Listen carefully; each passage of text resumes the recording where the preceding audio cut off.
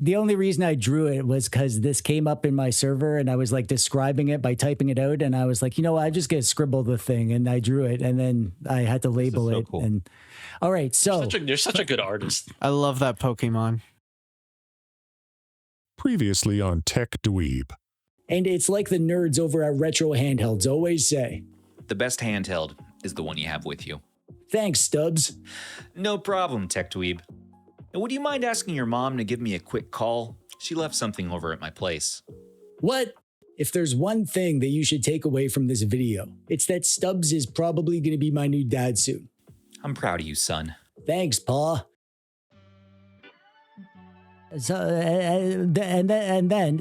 the thing about Mom is that if you do what she says and then you're doing it fine and then one day you don't, it's as if she acts as if you haven't been doing it the whole time, even if I have. So every single day I clean my room, and then the one day that I don't, she gives me a hard time. So I shoved everything under my bed. And then, the room looked clean, but she came in and looked under my bed and she said it wasn't clean. And it's like, but I was trying to explain to her that, Bob, I'm 40 years old. I shouldn't have to clean my room. If I want to have a messy room, that's fine. And she says, no, it's my house. So this and that. So, it's just kind of hard. The struggle that we did, this song and dance that we just go through day after day. It's getting to me.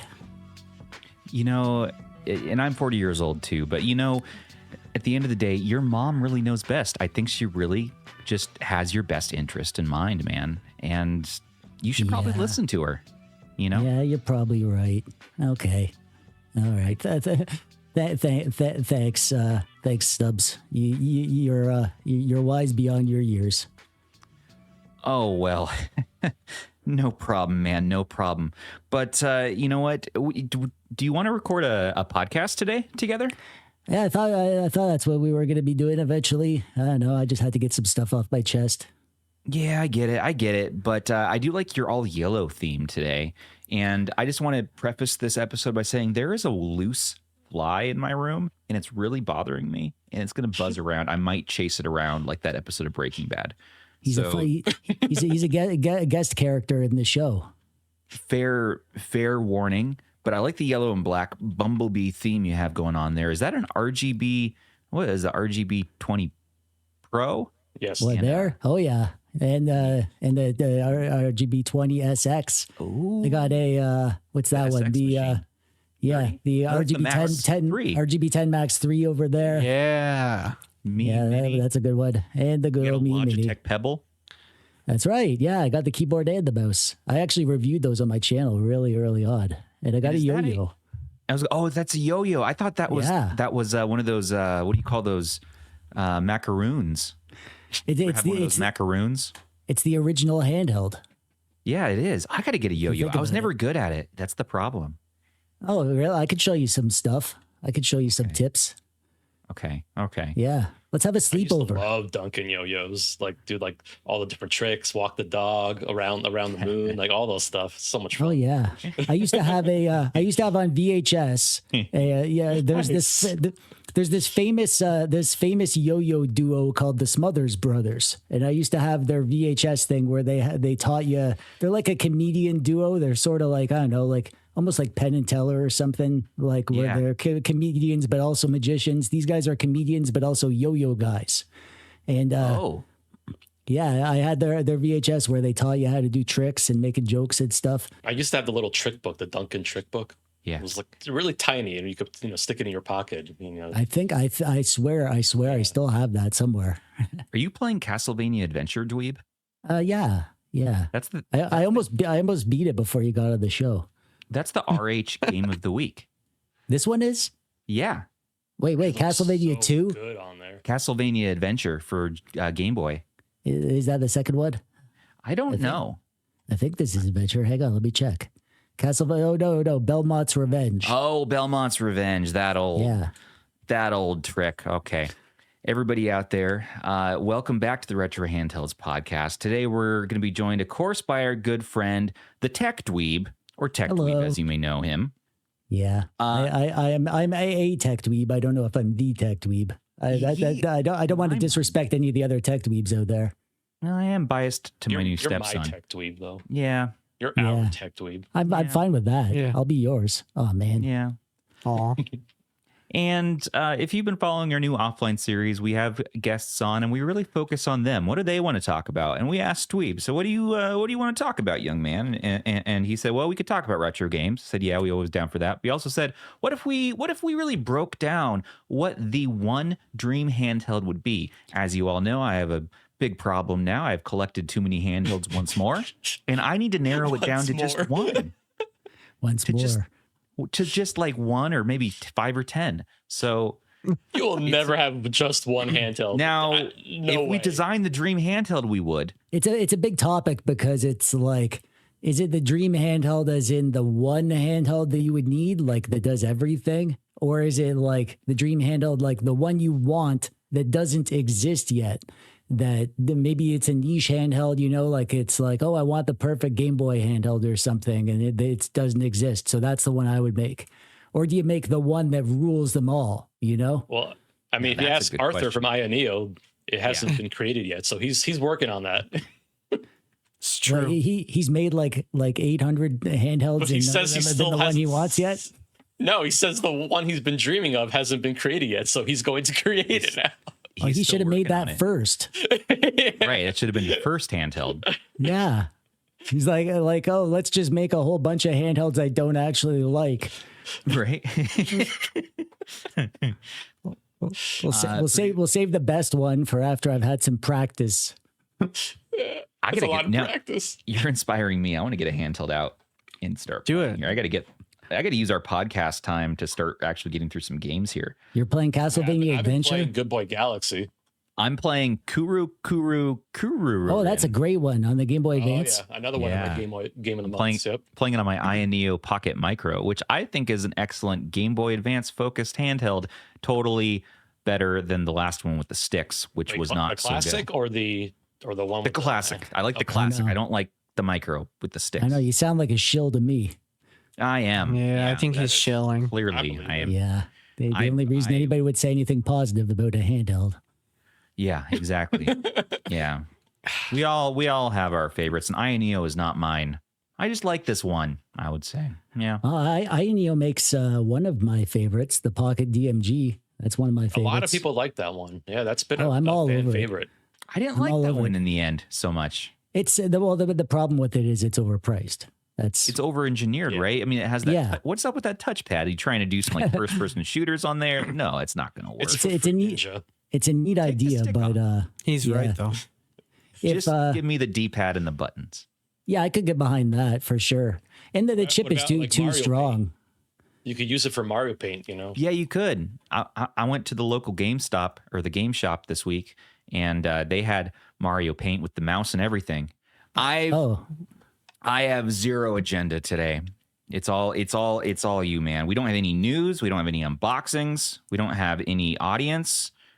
We just have the love between the four of us and a couple microphones, just like the old days. all right. So- one thing that I've been thinking about is like, you know, like this whole retro emulation thing. There's something that you miss from the good old days, right? Like all those Yeah. little things about, you know. So one thing that I kind of missed was like when you bought a used video game, and then like you would open the box and smell it, and it would smell like the house of the person who owned it. And so, you know, sometimes it would smell like, oh, I bet that's an East Indian family, or oh, I bet this is an Italian family. I could smell some rosemary or something, or it would just be I was gonna say, I typically didn't smell games when they were used. I would do What? the new game smell. New game smell was fantastic, but Oh, I don't yeah. know about used game smell. That's Oh, a I mean, little you know, off-putting. you gotta take the bitter with the sweet in life. I did have a friend who bought a game that was brand new, and when he unwrapped it, it smelled like poop, which was a little concerning. This Atari, Oh, I've I had don't know how that that happen. happened. I've had that That's happen. unfortunate. this that's smells a- like yeah. 1978. Definitely. Oh, what does 1978 smell like, Stubbs? Yeah, I need to know. It's a year before 1979. The song by the Smashing Pumpkins. That's a good song, man. It is a There's good an song. owner's manual in here. He's gonna love like that manual is definitely aged. Dude, it smells like potpourri. Like my grandma's potpourri. Nice. I'm not even joking. So wait, what is that? What you got an Atari a complete in box? It's an Atari 2600 the local game store gave to me for free if I would leave. What? Is it all you had to do was leave. Is it the Woody Bribed version? them to leave. Is it the Woody version? It's the Woody version. Well, no, actually, I bought a copy of E.T. the Extraterrestrial, and they actually gave me the box for free with it because they felt really bad that someone bought that game. Well, $10. I'm sure you've heard. I'm sure you've heard this, but if you play ET on the Atari, you have to read the manual. It's a whole different game if you read the manual. The manual explains how the game actually works, and it's actually not a terrible game if you understand what the icons mean and what your objective actually is. Yeah, I need to get an Atari. Team Retro said they send me one. You should get the 2600 Plus. Maybe I should. It's got HDMI out. It runs off of a rock chip processor. This box is probably where those flies came from. Oh, that makes sense. So are you accusing Mikhailov of mailing you flies? Well- No, he hasn't even mailed me the thing yet, but I'll be so happy when he does. Oh wait, I that's also right. The have box came from the game store Yeah, they wanted to get rid of him, so they gave him a box. with flies in it. I have Metroid 2 Return to Samus Okay, that's a good one. That's a and good one. this classic Game Boy Pro. Oh, I think I got that one. Hang on. I think Wait. I have that too. Wait, what? I think I got it. Is that the one? The flash card. Right there? That's the Oh, one. Yeah, I have one of those too. I got that too. Yeah. New in box. Yeah. I have one of those in my FPGVC. That's right. Does yours make your Game Boy like a weird buzzing sound from the speaker? Yeah. Not on mine. I think it's because it's like a cheap knockoff of the EverDrive or whatever. Probably, but at the same time, if you don't hear it, is it really a problem? Well, I hear it though. I mean, I wouldn't say it if I didn't hear it. Yeah, man. Dang it, he's right. All right, guys. Well, let's. Yeah. Well, I was so. What do you What guys about what about things that like from the physical games that you miss? So I gave you mine, smelling used game cartridges or boxes. Then you smell the feel. people who own them. So what feel about of- you guys? Slamming the cartridge down in the system, like that feeling of the tactile, like, Or the disc drive spinning like in a Sega Dreamcast. The whirring sound, PS1 the spinning every week on the show. buzzing. It's right now. It's Dreamcast so is soothing. so loud. Oh, it's crazy loud. Yeah. Yeah, that classic feel. Just lately, and we've been talking about this on the show lately, just how, I don't know, I'm back in physical collecting a bit. I'm trying to keep it under control, but it's a problem This once is you go why I to like these game Evercade. stores. This is why I like Evercade. I like that. I mean, look The at Van, tactile. you know? The experience. Well, it's you get the instruction manual. There's something to read through. Like Yeah, it's box great. art. Like for me, the box art's a big deal. Putting on a shelf, looking at it, like just I don't know. There's something different than doing it all on a digitally basically. You're mixing a real world thing, tangible item with this digital, game experience, and you're combining the two. And I guess, I mean, sometime back, years ago, I don't know, 2015 or something, I was like, there's no need for all these physical things. Let's be 100% digital. But again, recently with the DRM things and you don't own your games forever, your hard drives might degrade, what have you. Like, it just feels good to have these physical items. Yeah, and then it's all the little things around the hobby of collecting physical things, like reading the manual for your game as your mom drove you home from the store because you were excited to play the game over and over again. or standing in front of a wall of games that you'd never heard of because there was no internet or whatever. These games are all mysteries to you, and you're picking which one you're going to buy based on the picture on the front of the box or whatever. I remember going to Toys R Us and they had like the paper slips, and you take the paper slip and then bring it up to the front, and they would go in the back and get your game cartridge. It was really cool. I miss those days. Yeah, I don't think we had that here. I grew up in a small town in Ontario, so we didn't have your big fancy big box stores. No EB I miss games. the Toys R Us experience. I know they sort of like came back-ish somewhat. But it's really cool too. Like the instruction manuals would also like build on games. Like back in the day, like they would actually have like a written story in there, so they would build on the game lore too, which is really cool. Yeah, Ultima 4 came with a book that you had to read. That's really cool. Yeah, that's the game at the start of the game was like you have to read the history of Britannia, and you literally had to open a book and read a book before you played the game. Stubbs, are you about to buy a lot of 17 SNES games? What? Are you about to buy a lot of 17 SNES games? Well, the seller, I was going to say the seller offered me, what is it, $10 off. So I was going to ask you guys, we were just talking about in physical games. And I was wondering. I don't know who says it. Maybe it's Dave Ramsey. I don't know. One of the crazy finance guys. Just because it's on sale doesn't mean you need to buy it. Do you want to buy my Super Famicom games instead? I'll give him a deal. Off. You it's save only money. The offer expires. Forget it. I only have 94 hours to make this decision. That's 4.5 days. Oh, it's even worse. Now they're adding FOMO to it. Let's see together what they're offering us here, dude. They have Jurassic Park, Street Fighter with what is that? An Avery label on there? Toy Story, Super Mario. The guy at the game store told me I couldn't afford not to buy it, so he wouldn't steer me wrong. He wouldn't. WWF Super Wrestling, I think. Donkey Kong Country 2 and 1. Goof Troop, Kawasaki, Top Gear. Goof Troop. Super Mario World. There's some good games there, man. That's a good set.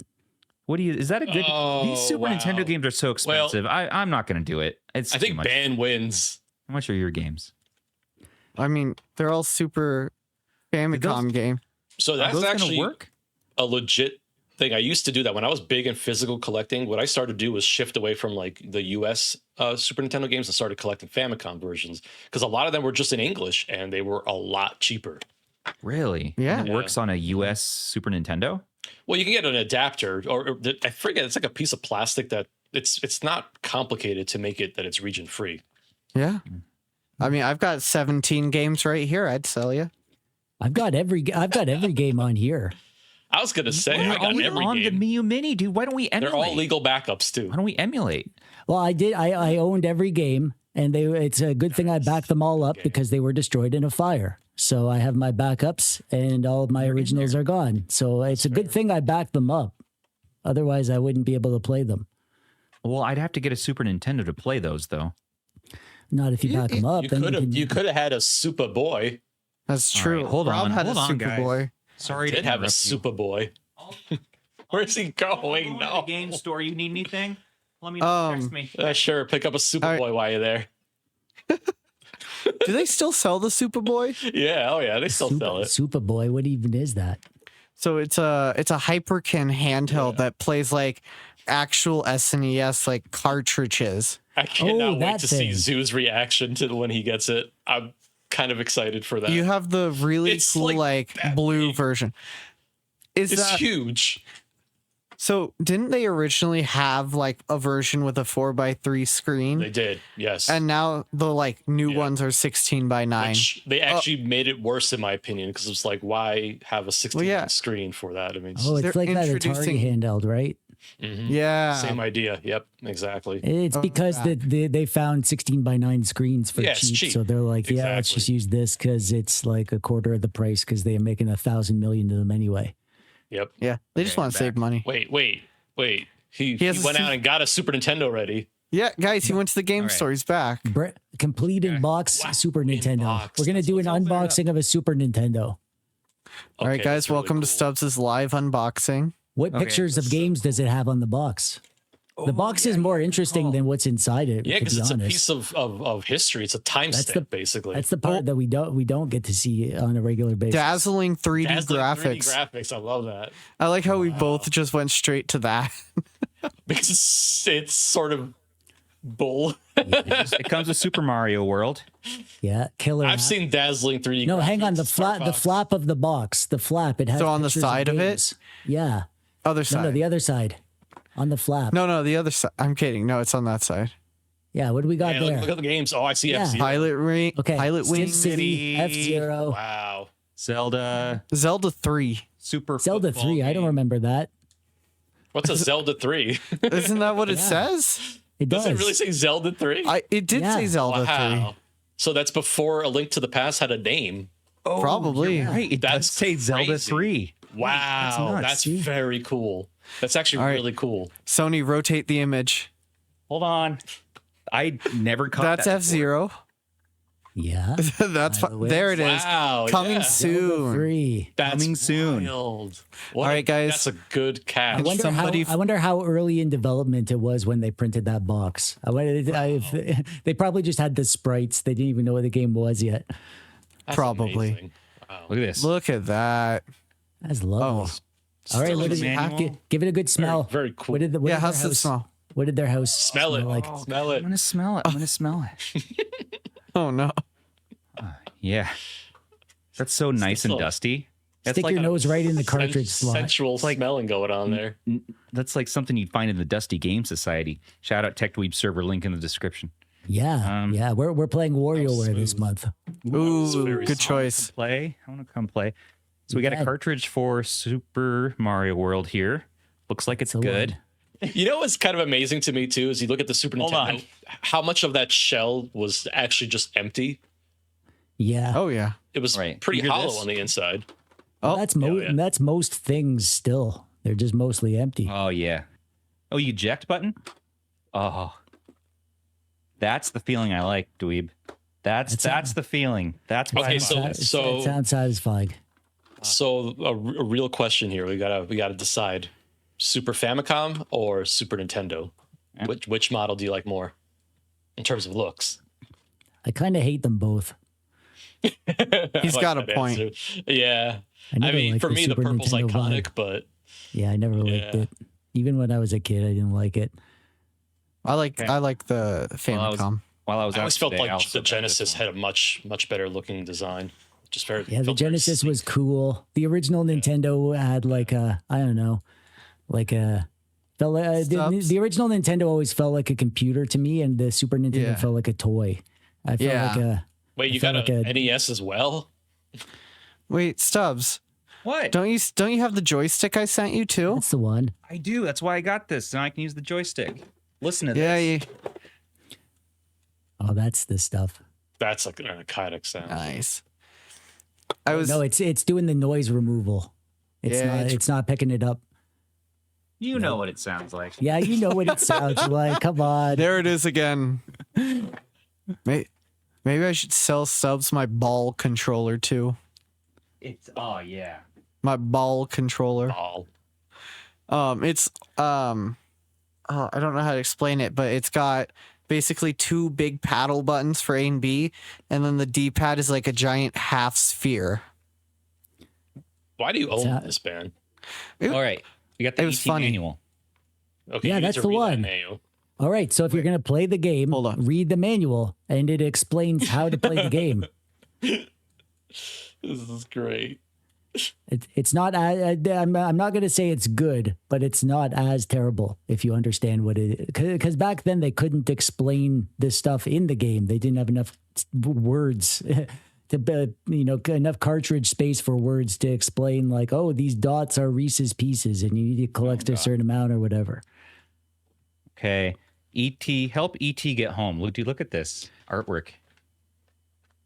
That's lovely. Gameplay. It tells you, there's a scientist, actually. That little character is a scientist. Yeah. See, it's Permissionist. context. It's the context you need to enjoy it. There's a candy piece. I never knew that. Candy count, Yeah. energy count. Well, They're to be fair, the graphics leave a lot to the imagination. they're the Reese's Pieces from the movie. And dude, your Hey, it's frame ET. rate is perfect. Yeah, this really. Yeah, I think it's like you got to collect parts to build your thing to phone home, and then you got to find your spaceship when they land or something. Yeah, that's right, and that's why. But I never knew why his neck lifted him up. Like it became a helicopter. His neck was a helicopter, and he started flying around. I don't know if they're going to explain that, but neck gets bigger. They do. I think. oh wow. So okay. I don't think that's his. Is that his? I thought that was his mouth when I was younger. Oh, Honestly, is that his mouth? That's not his mouth. when ET you- has a but big, when you- big long head with a big weird neck. I found that out later in life, but like, Yeah, I'm like, that doesn't look like that's just a long neck. I thought it was his mouth when I was younger. Penalty, helpful hints. This is fantastic. We could even dig deeper. Like, there's Nintendo strategies we could learn how to be good at a lot of these games. Me and ET have the same posture problems. Same. We're a little slouchy. All right, everyone, this is a posture check. That's how you know we're gamers or we sit at a desk too much. I got somewhere I need to be. Sorry. You Iron Tank, that's legit. I got to get Iron Tank sometime. Rob, I found my ball controller. Good there. I have Iron Tank on my Miyoo Mini. You do? Iron Tank? I've seen, you've shown us your balls before. I've seen that. It's making me uncomfortable. It makes everyone uncomfortable. I don't think my microphone will pick up this either. It sounds Star squishy. Tropics too. I am now humbled and at the appearance of your balls. Star Tropics It's much was bigger big. than mine. The first Star Tropics or the second one? Why is it the size of your head? This is the first one. That's a big ball you got there, dude. All right. And it's just a D-pad. So like you push it up and down and side to side, and That that's belongs like on a game show or something, where you buzz in, you slap that thing. But you can't it doesn't click in because it's just a D-pad. you hit the paddles. What device was that for? Yeah, what is this for? NES. Oh my What god! game used that? I need it. All right, so I want you to find an adapter that will let you plug it into your computer and play through I don't know, Cyberpunk or something on it. Yeah. Does anyone? Rob, do you own Cyberpunk? I do, yeah. Okay, cool. I can play it then. Play something complicated like Baldur's Gate 3 or something. Street Fighter. Personal challenge. Band, what's your favorite part of the physical experience? I always bought my games new until I got into retro gaming collecting. Yeah. And my favorite part was always the actual opening of the new game, getting to unwrap the seal it. Yeah. Yeah. I wasn't one of those people that would leave a game on the shelf unopened. You had to have that experience. I had to see. But now you buy used. Everything you buy is used. Well, yeah, or if you buy a Nintendo Switch game, there's a 50-50 shot. You open it and it's literally white background and the cartridge. Yeah. No manual. So much. It's so soulless. It's not the It's like we're buying a physical thing. The least you could do is just give us some pictures or something. It gets worse if you didn't realize it was a digital game, a digital only game. Oh, that's the word. So what about if you open it up and it's just a QR code or some crap? Oh, Yeah, no, that's what makes it ridiculous. worse. I remember back in the day when I collected physical stuff, I would actively avoid games that were like that, where it was just a code in the box. I'm like, what's the point? If you're wanting to buy the game in a box, most likely you want the game on the cartridge or disc or whatever. So it's just it was just crazy to me that they would do that. I don't know what I'm supposed to do with this part. I got this platform What are you here. doing?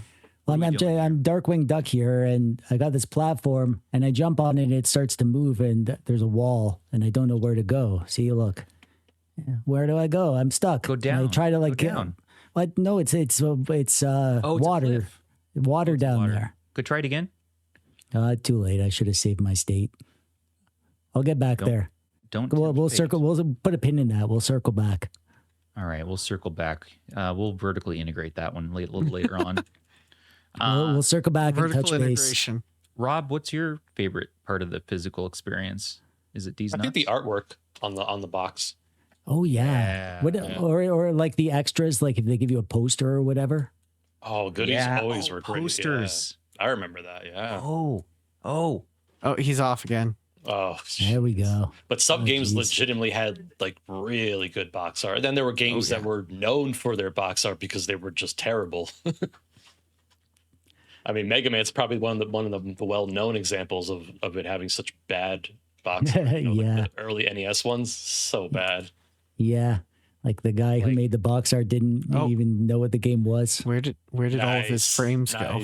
Oh, that's a good one. Look at that. There it is. A little later on, PlayStation 1 era. Oh, that's he's running in PlayStation 1 era frames per second. Yeah. I think there was just too much going on from yeah, there's too much going on. That looks like fun. All those little previews of games before the internet, so that's how you found out about games. You can get Duck Hunt. This is the one that came with the NES. But here's the thing: they cheaped out and made it black and white. Some of these instruction manuals they would do full color, which was really cool. Let's see if I have one. Here's Tetris. Nice. Oh, see, black and white. Well, color was give them a break, Stubbs. Come on, it's I know. You know, it's the 80s. Expensive, Stubbs. Yeah, especially in the 80s. I could have sworn. Okay, let's pull up the one for Super Mario All Stars. That one will be that's color. different. Nintendo had more room in the budget by then, you know. Yeah, I guess you're right. I guess they knew they had struck gold with that one. That's fun though. I mean, yeah, just seeing the box art, seeing the manual. I'm so thankful that a lot of people have gone and like preserved a lot of this stuff. You know, digitally they scanned it, like the manuals and the box arts and all that stuff. But you know, I think it's a very important part of the hobby. Oh yeah, I love looking through the manuals on my retro doodads. How you can just pull those down from Screen Scraper and just like have it right there on your device. Yeah, it's amazing how fortunate we are today to be able to have access to all of that and so easily too. Yeah. Rob, do you like to pull down like PDF files when you're screen scraping and pulling all the data like into Launchbox or whatever? I know you don't do front ends, but no, not for my handhelds, but I used to do that for like you know, when I set up like front ends for like my arcade and stuff like that. Okay. Yeah, or like a PC. I'll do it on my handheld like on a per game basis. You know, if I'm gonna get into a game and it's like, I'll read the manual first. I'll pull just that manual. And there are some games you need the manual. I was playing Pirates on Sega Genesis, and that game, the manual, it had all the information about all the ships, like which ship was the best one, or which one their speed was, and which one had the best armor or whatever. And you needed to know that information because it wasn't actually in the game. Like the manual, you were expected to have the manual with you while you played and read it while you played because there just wasn't enough space on the screen for the text of how to play it or whatever. Yeah, and like I know Star Tropics, I think is another one where you need the manual. Oh yeah, that one had that famous thing where like what you need to like put a page in the water or something. Yeah. Oh, I'm still looking for the manual for that. I like the games that like also like relied on your real world knowledge, like a Carmen Sandiego. Like it assumed you had some knowledge based in the real world and events and whatnot to use that and actually get further in the game. So it's kind of cool, like to see different approaches. I never like those. I don't have the knowledge. Apparently, Carmen Sandiego came back. They made like an updated version of it or something. I'm like, I got to check that out.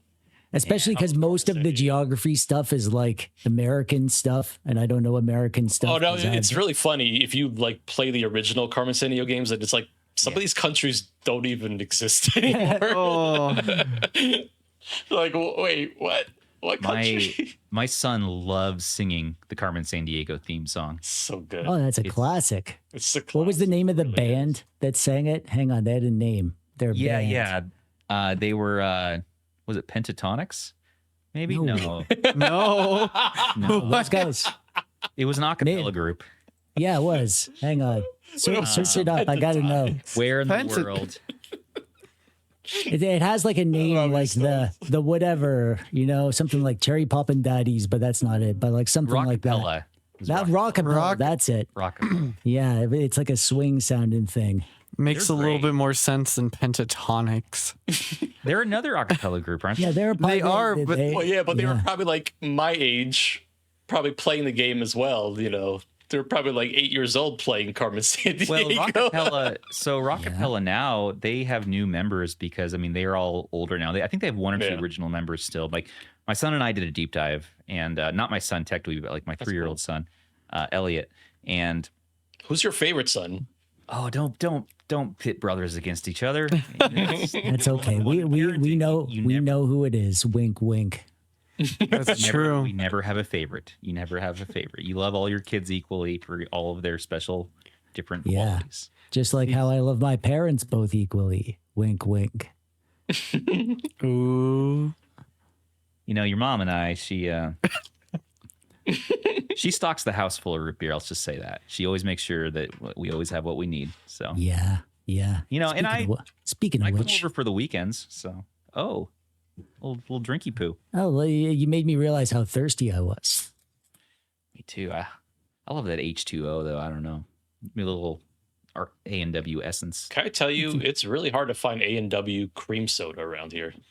Yeah. Especially the sugar-free version. I I cannot haven't find seen it. that in years. Do you call Actually, It's hard to Soda- find. Soda or pop? we call it pop in Canada. You guys call it soda, right? Most of the country does, yeah. Yeah. It's a regional thing. It is a regional thing, yeah. Oh, so is it like the whatever the northern states call it pop? A lot of the northern states call it pop. I know, like the southern states will probably just call it Coca-Cola because We say where pop. they're located.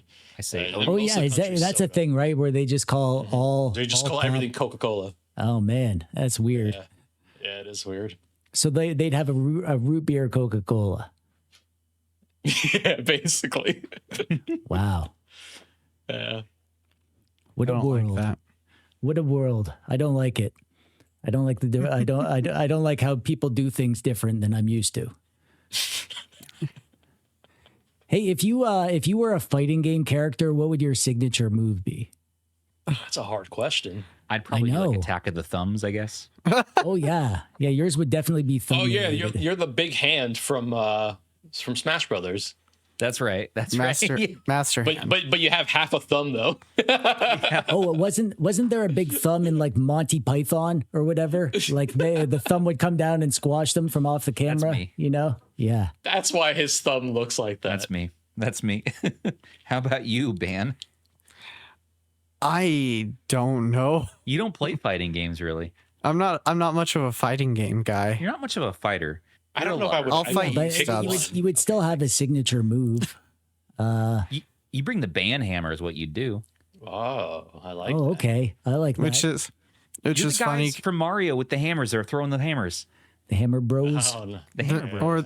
Or for Mario. Okay, I was They're in thinking Smash, of I like, think. are they? I don't know. I don't actually.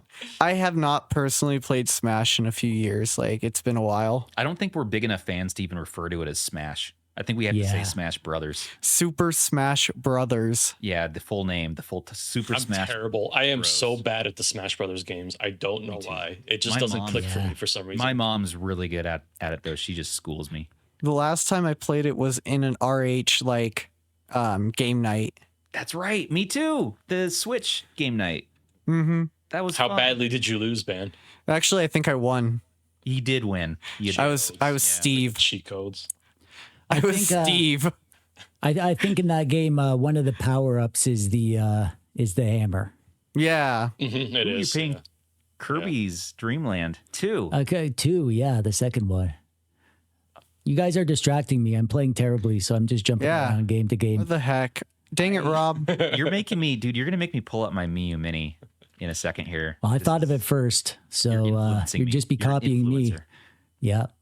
It's funny I'm good because at- my Miyoo Mini stayed with me, but I got rid of the Plus. I much prefer the original Miyoo Rob's Mini. trying to get out of the Yeah. question. I've owned like 4 Miyoo Mini Pluses. I've sold all 4 of them. I just like the smaller form factor. It's just the right size. Just Rob- the Oh, right yeah. size. Rob, what's your fighting move though? I don't know. That's true. I'm actually thinking actively. Oh, I've he's played many active. fighting games. I just can't think of one. Does your that stands out brain as a ever move. think passively? Passively? Yeah, I think passively sometimes You ever been Sometimes. when I'm in sleep. Well, you're a dad, a retro tech dad, so Yeah. maybe we could do something with that. Oh, what about some sort of like oh no, and like your character shouts oh no, and the Oh no! Like big Yeah. text. like oh no! Like soy boys. that would be your like finishing move. The oh no, you would like tear off their head and be like oh no, I tore up your head. Oh, there you go. We could pull from the Mortal Kombat finishing moves. I have to go and get some my Mini fatalities. now. I'm sorry. Wait, that is Well, not those just a stub- Miyoo Mini. What did he? Oh, He got ate a Brian's Playdate. Playdate. Of course he did. Hey, hey, Stubbs, will buy your Playdate. The Playdate's actually pretty cool. Oh, I love the Playdate. I've never even tried one. I love the I think look it's of it, though. still in my backpack because I was carrying it with me. I have this one though. Yeah, we were saying that's not a Miyoo Mini. Yeah, The that's. plate. Well, I mean, they're really close in size, but like They sort of Like look completely different concepts. they're cute. They're cute. they weigh Yeah, about the it's- same. I couldn't about find the same any, color. It sort of looks similar. but it's little. Now it's a Wait, sandwich. you didn't get the pizza box. I Well, couldn't no, he find bought it off eBay. I got a cheap. Oh. I got a really cheap one. This is like the V1, but Wait, there's a V2.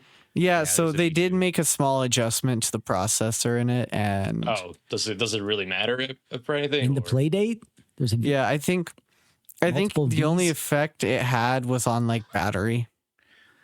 I recently picked this one up. I want to say this was from Neo Spartan. Oh, hey, I know. He I'm gonna mods- drive to his house and bully him about it. Yeah, he That's lives near nice. you by the Furniture Mart. But he made this like Final Fantasy That's VII really cool. like Yeah. Festival Cup Really cool. one. It's Remember, sick. I think I saw that on Etsy. You can buy the decals for that one. Yeah, I don't have a Miyoo Mini anymore, but I have the Plus, and Oh, I've got so many Miyoo Minis. I'm gotta get the scared. original I'm Miyoo scared they're gonna die, so I keep hoarding them. all the Well, the Miyoo Mini, it was a legit thing because for a while you couldn't get them, right? So Yeah. right. ever since then, I'm like, well, what if they go away again? And what if It's so weird this- to see them like readily available now. Like you can buy them It's- anywhere. Yeah, because they And were not forbidden e- fruit for so long. And not only are they readily available, they're like way cheaper than they were. Yeah. Like I could go Yeah. grab There's a one lot for of like competition now. $40. Yep. Hey Dweeb. Well, what my main Miyoo Mini, the screen broke because it's like the only device that I've ever had where the screen broke because it fell and it broke, and I ordered a replacement screen, and then on a different one just the other day, there's like a line that showed up on the screen, like it's gone weird. You have one, but here's what I was hoping. this? Oh no, you've had that red one. That's right. Hey, I was like, so- wait, did you get James DeWitt's? No, this He's is got like Michael the Benny's. purest red that you can find. So This is pretty pure red, but it's not That's quite. really red. Yeah. so not quite. Stubbs, What? did you hear about the update to the V92? Uh-oh. He's gonna do the hand thing soon. What are we going to talk about? The satisfying snap. Well, first off, I mean, it sounds like it's going to be called the V90 S. Oh, that's right. V90 S is short for sexy. I saw a render in the chat about they're going to have a race car red one. Stubbs edition. Stubbs edition. It's like just it's yellow. They have a yellow one, a red one, and I think a transparent black. Orange. No, it's just black. No, it's not transparent. Orange. It's just It's just black. That's the one I don't That's have. exciting. The black one. The black That one's white the one looks smudgy really one. clean. Did you guys see the white one? Very clean. Yeah. Does, but I don't know if they're making it. Those were just renders, apparently.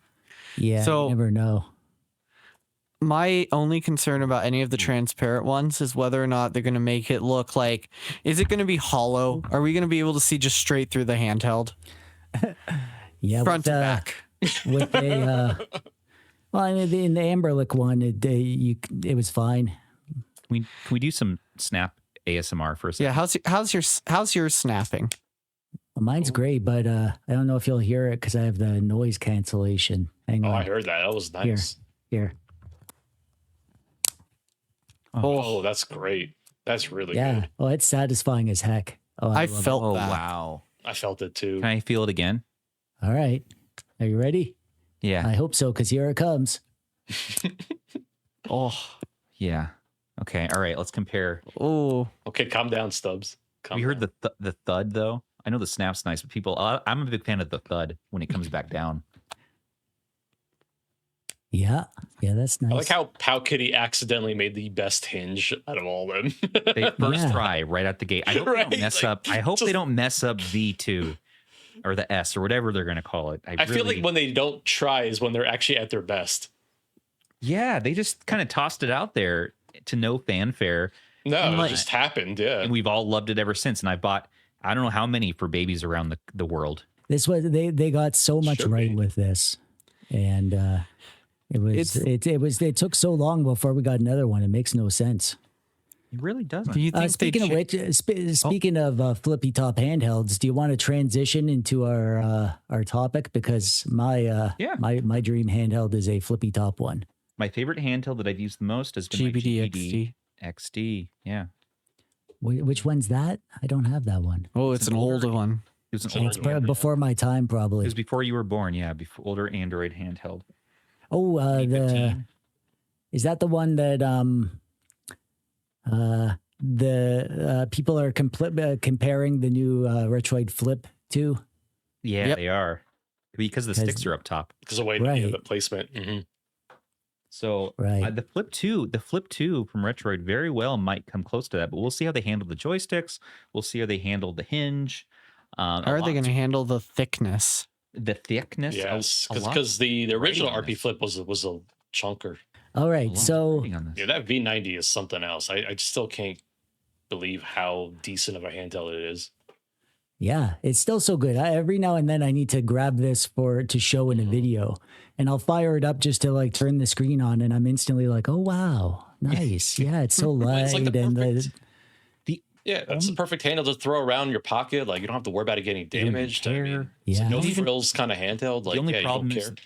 is the screen. That TFT It's- screen is It's kind of low, yeah. pretty low Yeah. quality compared to any other oh yeah, PS for screen, sure. But Yeah, you know what? Not good resolution scaling options or anything like that. Buttons aren't great, but It gets a job done, but it's yeah. cheapo. It's $25 to $30 Yep. USD. Yep. Link in the description, and also This is the one I always let my whenever I go to like a family thing and there's kids around, I'll be like, here, play with this, and I'll just give it to them because I don't even care if they scratch it up or whatever because it's so cheap. I could just buy another one if I need to. And it has the screen protector just built in. Although I usually would pull it out with tweezers because it annoyed me. Yeah, I pulled them out on mine. Okay, so until you say oot. oot the boot, no doubt about it. Yep. Sorry. Oh. What were you gonna say? What were you gonna say? Oh, I was gonna say we should talk about our dream handhelds because that's the topic, right? Yes, sir. All right. Well, who wants to go first? I can go first if you want me to, but I'd be fine with somebody else taking the lead. All right, Well, hang I can on. talk about. No, I'll do it. Hold on. Challenge gauntlet thrown down. Yeah, let's see Stubbs what is you got. throwing things now. Great. Then I can copy you. Stubbs is his favorite handheld or his dream handheld is gonna be one that resembles the Miyoo Mini handheld. He's just gonna The pull out little the Cyclops. data frog. I feel like he wants that single analog stick right in the middle. The Data Frog 2. I Oh, The SF 2001. I need to go get my GP. I can't believe I'm bleeding from him again. I have He's to go- cheating. He's leaving. I have to get my GPD XD to Yeah, use. yeah. I am a visual person. I need visual like props and examples. Otherwise, I can't keep my brain together. So here's what we're going to start with. I'm going to mash some different handhelds together, and we're going to see how close we can get for me. So my most played handheld of all time is going to be this one. This is the GPD XD, the original model from 2015. This is the blue one.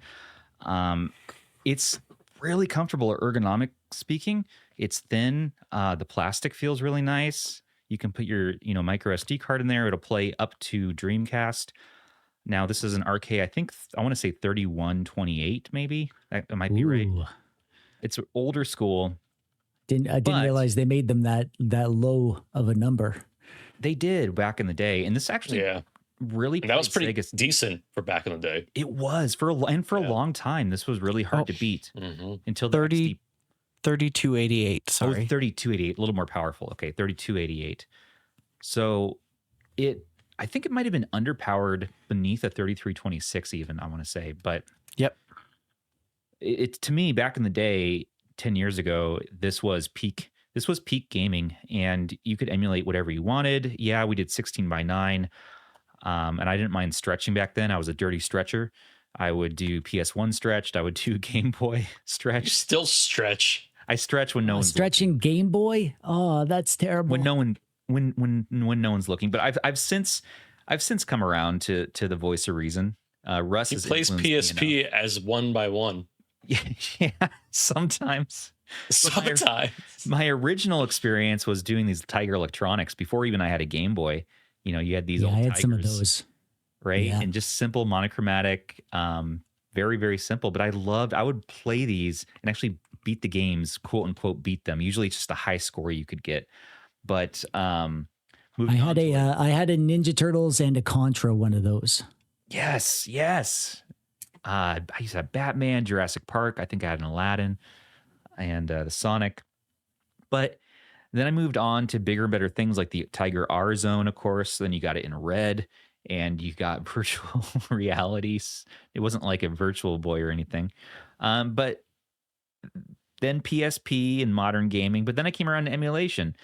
And I started out with the Amazon Fire Kindle and all that. And I'm like, this is cool. Put a telescopic controller, iPega controller on there. But then this thing came around and it blew my mind, man. Like it really did. These aren't clickable sticks. You actually had these physical buttons for L3 and R3 right there. And these are clicky shoulders. I'd probably make fun of these if this came out in a handheld nowadays. But for me, it worked really well. And it still does, ergonomically speaking. L1 and R1 feel really good. The shoulders feel good. The D-pad works well enough. You'd have to mod this, though, to make it really good. Put some better membranes in there. Get some enough fun buttons from the Win 2. But this clamshell, you just close it. There you go. You don't need a case. You don't need anything. It's your one and done. But it's not very powerful. And, of course, we've come a long ways in buttons and ergonomics and features since then. So I would say I would take this form factor, very much like the Flip 2, very much like the Flip 2. I would add an OLED screen, like from the RP5.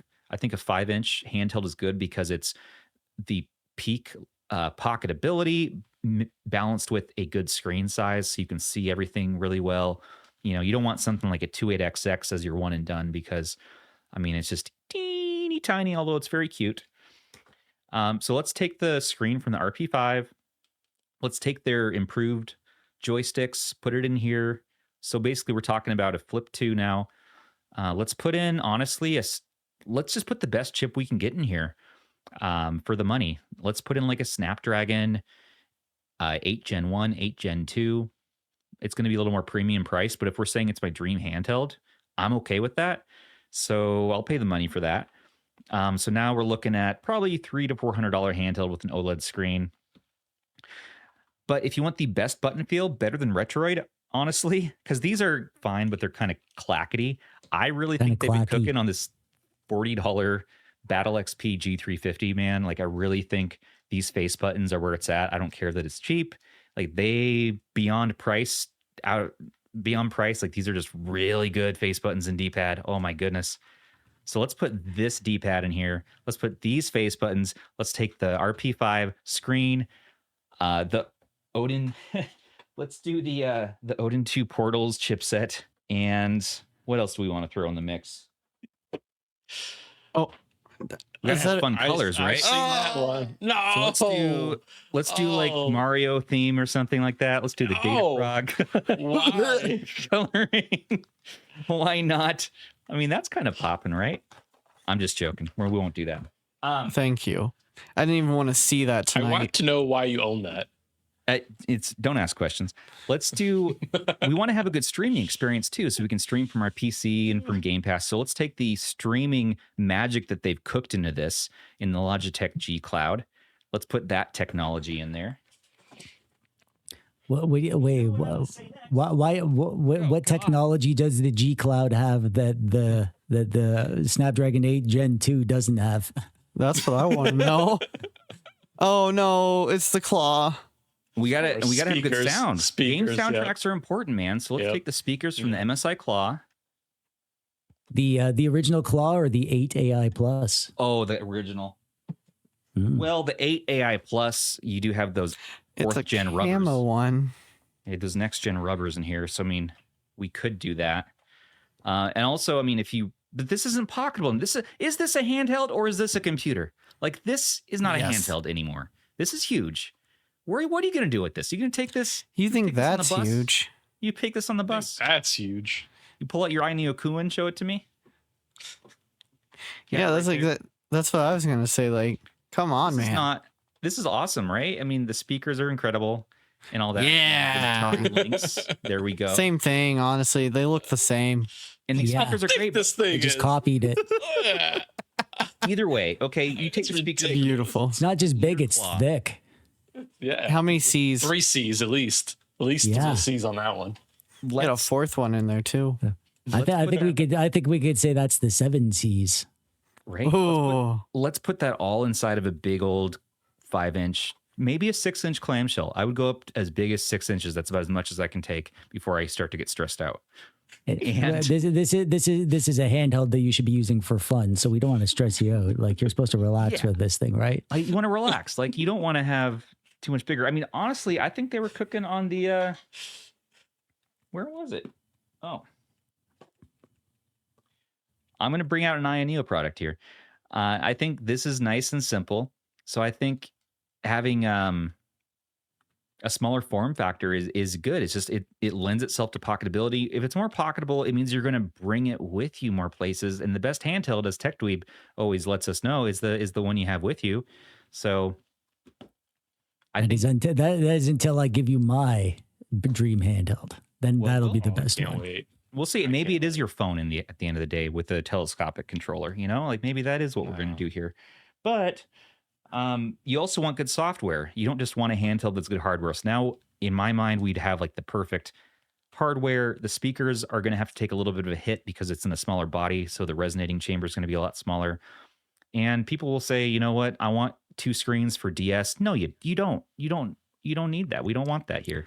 That's a trap. The 2 screens is a trap. It's not ready. It's going to be too janky. It's not worth it. It does become over-engineered, especially if you're talking about Android. So I'm wondering if we can do like a SteamOS on top of all this, like a Bazzite experience in here that's Linux-based, not Android. Android really drives me crazy on handhelds these days. It's good on a phone, and I was been an Android diehard most of my life, but throw Android on something this small, and it is a nightmare to manage. Even more so when you're talking about like the Magic X 028, which doesn't even have a touch screen. You know, and it's just too much. So give me Linux. I want Wi-Fi. I want Bluetooth. I want the Logitech G Cloud streaming abilities. And I want a nice software experience. Maybe something simple like MIUI, like different front end, different OS options and front end. So you're going to put MIUI on a G3X Gen 2 device or a Snapdragon 8 Gen 2? Well, okay. I want it to be a theme. I want it to be a theme as an option. Like you can change between themes. So you should have like a MIUI theme option. You should have like a full-on, emulation station theme option. Can we have a Swiss Army knife? Can we have a TechDweeb option? Yeah, we'll have a TechDweeb, like a BMO option. Nice. And all I want, me, all I want is the Game Boy DMG colorway. That's happy with my that? jam. Yeah. Well, we can have a range of different colorways. We could have blue, orange, BMO. We could have DMG. But they should have like one SKU. Let's just do one SKU. Don't do a bunch of different things. Find what the best middle ground is for RAM, for drive space and all that. Let's do that. And then different like color options, or maybe different shells you can pop on is even better. Have it be like a modular handheld. And it's probably not going to sell real well because it's so specific to me, but it would be my dream handheld. So what does that leave us with? I think that leaves us with like the Retroid Pocket Flip 3 or something. It's probably going to be I was going to say, it sounds like you're almost going to get your dream handheld. We might. I haven't said like just how ecstatic and excited I am for that handheld because there's been so much drama surrounding it. It's hard to get a word in edgewise about like, hey, I'm actually kind of stoked about this. Can we just all calm down and let's talk about what's going to be cool here? So I don't know. That's me. What? It doesn't sound like there would be drama around a handheld. Come on now. You wouldn't think so. You would not think so. Yeah, Rob loves Peglin. Peglin's great. That's a great game. I have it on Android. I've heard good things. It's a great game. I've also heard bad things, so I don't know. Maybe I'll play it and make my own mind about it. Yeah, you make your own decision. The world is your oyster. Yeah, that's what people keep telling me. Yeah. Well, what's your dream hand? Should we go to you next, or should we do Ban and Rob first? Well, yeah, you could get me in now, but I don't want to make them look bad with my awesome handheld. So maybe we'll save the best for last, I guess. That's right. Oh. band. Oh, no. What would be your dream handheld? Big old Clam. To be honest, I do like the clamshells. I don't like putting screen protectors on things. I don't really like having to carry around a big case. You know, the RP Flip 2 is already most of the way there. But honestly, rather than like the 5.5-inch OLED screen, I still really love the 5x3 panel on the RG552. Nice high res 5x3 aspect ratio. 3. You sexy son of a bitch. Okay. All right. But you know, 552 and its short battery life. It's a little right. I want the screen, not the chipset. Just the screen. Wait, but you need more than just the screen, man. Yeah, like, you know, take like an RP Flip 2 or like a GPD XD body 552 screen. Honestly, I kind of like I've gotten used to the clicky D-pad that they use in a lot of Retroid and AYN devices. So like, you know, that D-pad, of course, the like nice sticks. Mm-hmm. Probably I would agree with Stubbs though. The buttons from like the G350 or like those similar Ambernick products, those are actually really nice as well, and I'd like that. In terms of like specs, I'd pay extra for an 8 Gen 2 as well. But mostly for compatibility of Android and Linux. Yeah. And you don't want x86, right? You don't want an x86 chip because you're going to get that battery life drain. Yeah, no. Want an Android and Linux. That way, you know, I can put in the SD card if I want to do like Xbox emulation or, you know, PS3 as that's coming along, or take it out and do all of my Android gaming and streaming all in just one device. Because I think for most people that covers like 80-90% of what people actually want to do on a device between those two. Other than that, just give it like the biggest battery you can fit in it without blowing up. That's important. I'm only thinking of a Note 7 here. So you're going with Linux on that? No, an 8 Gen 2 kind of chip so that you can have both Android and Linux if you want to put in like, you know, like how they're doing Rocknix work towards that on the Odin 2. That way, you know, you can do, you know, one or the other depending on what you need. So, like, do you guys actually go back and forth, or do you just stick with one? I mean, what do you mean?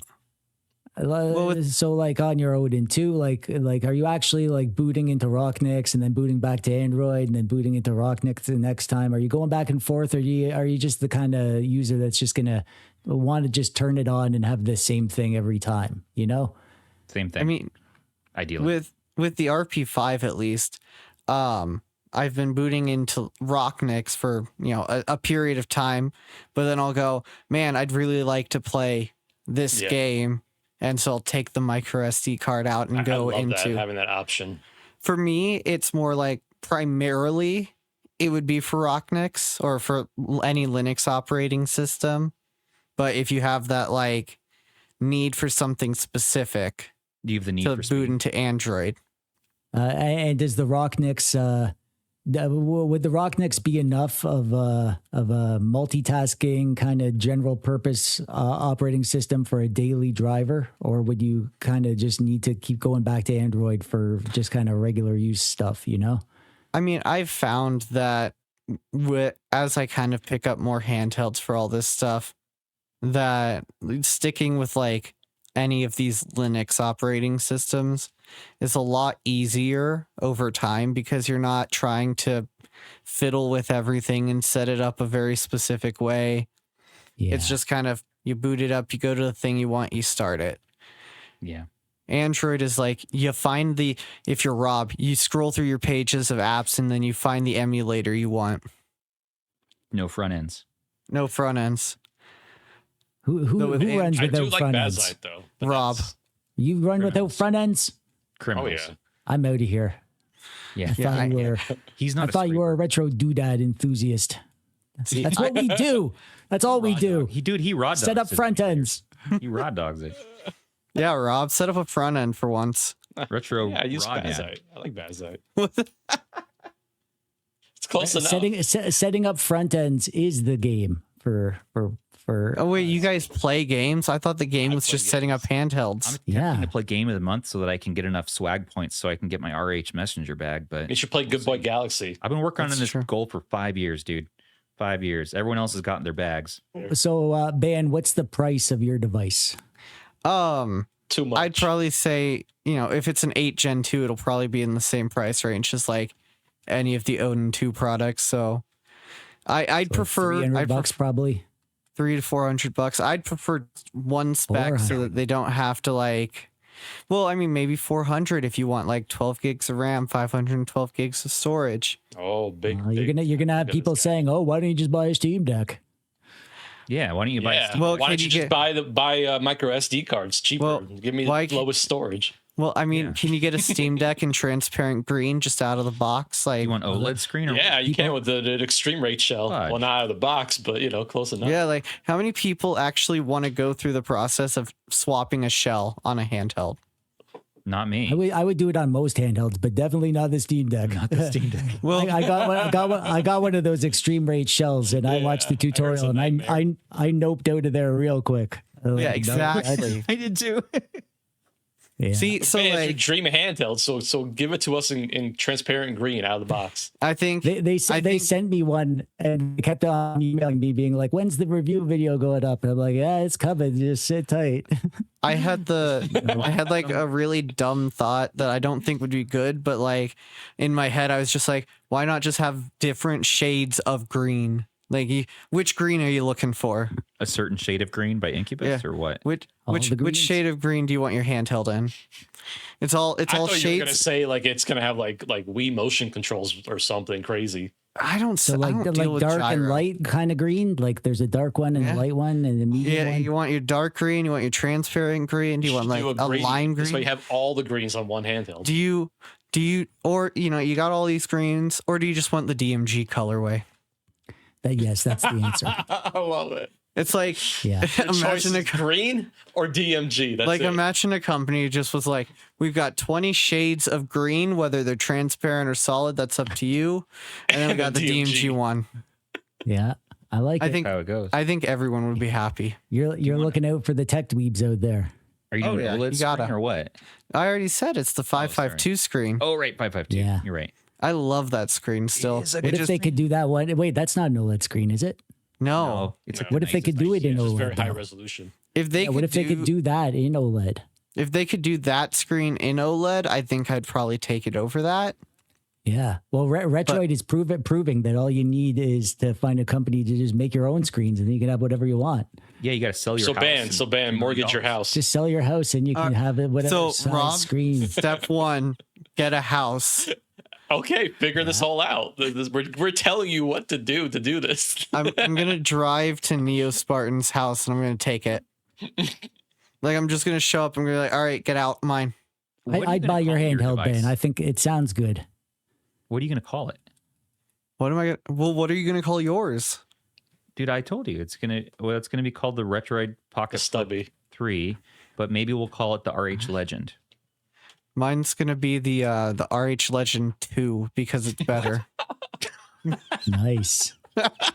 See, that's the downside to going first. Is he could just come and one up you, and there's nothing you can Yeah, do. he's the sequel we were all waiting for. Yeah. Be like, I'll just do what he did, but like a little better, and it's got a better name. So yeah, what you could do that. We're You know all what? laughing now, but I'll even say, you know what? It's a clamshell. We'll have a metal version too, just cause. okay, get out of here. All right, Rod, your Shots turn. fired. You guys are all dropping those Snapdragon 8 Gen 2s and Android and Linux, whatever. He's going for x86. I'm going to go for x86. It's not maybe like a dream Yeah, we knew handheld, it. but it's something that I would love to see happen. And not that crazy 10-inch tablet that came out, but a low-powered chipset, x86 chipset, maybe like an N150, something like that. Where With we get the DDR5.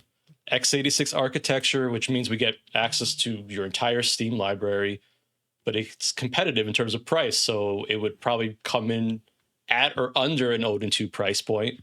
Wow. But you have access to everything that the world of x86 provides, which is a lot more than Android or those very limited Linux front ends that are going on over there.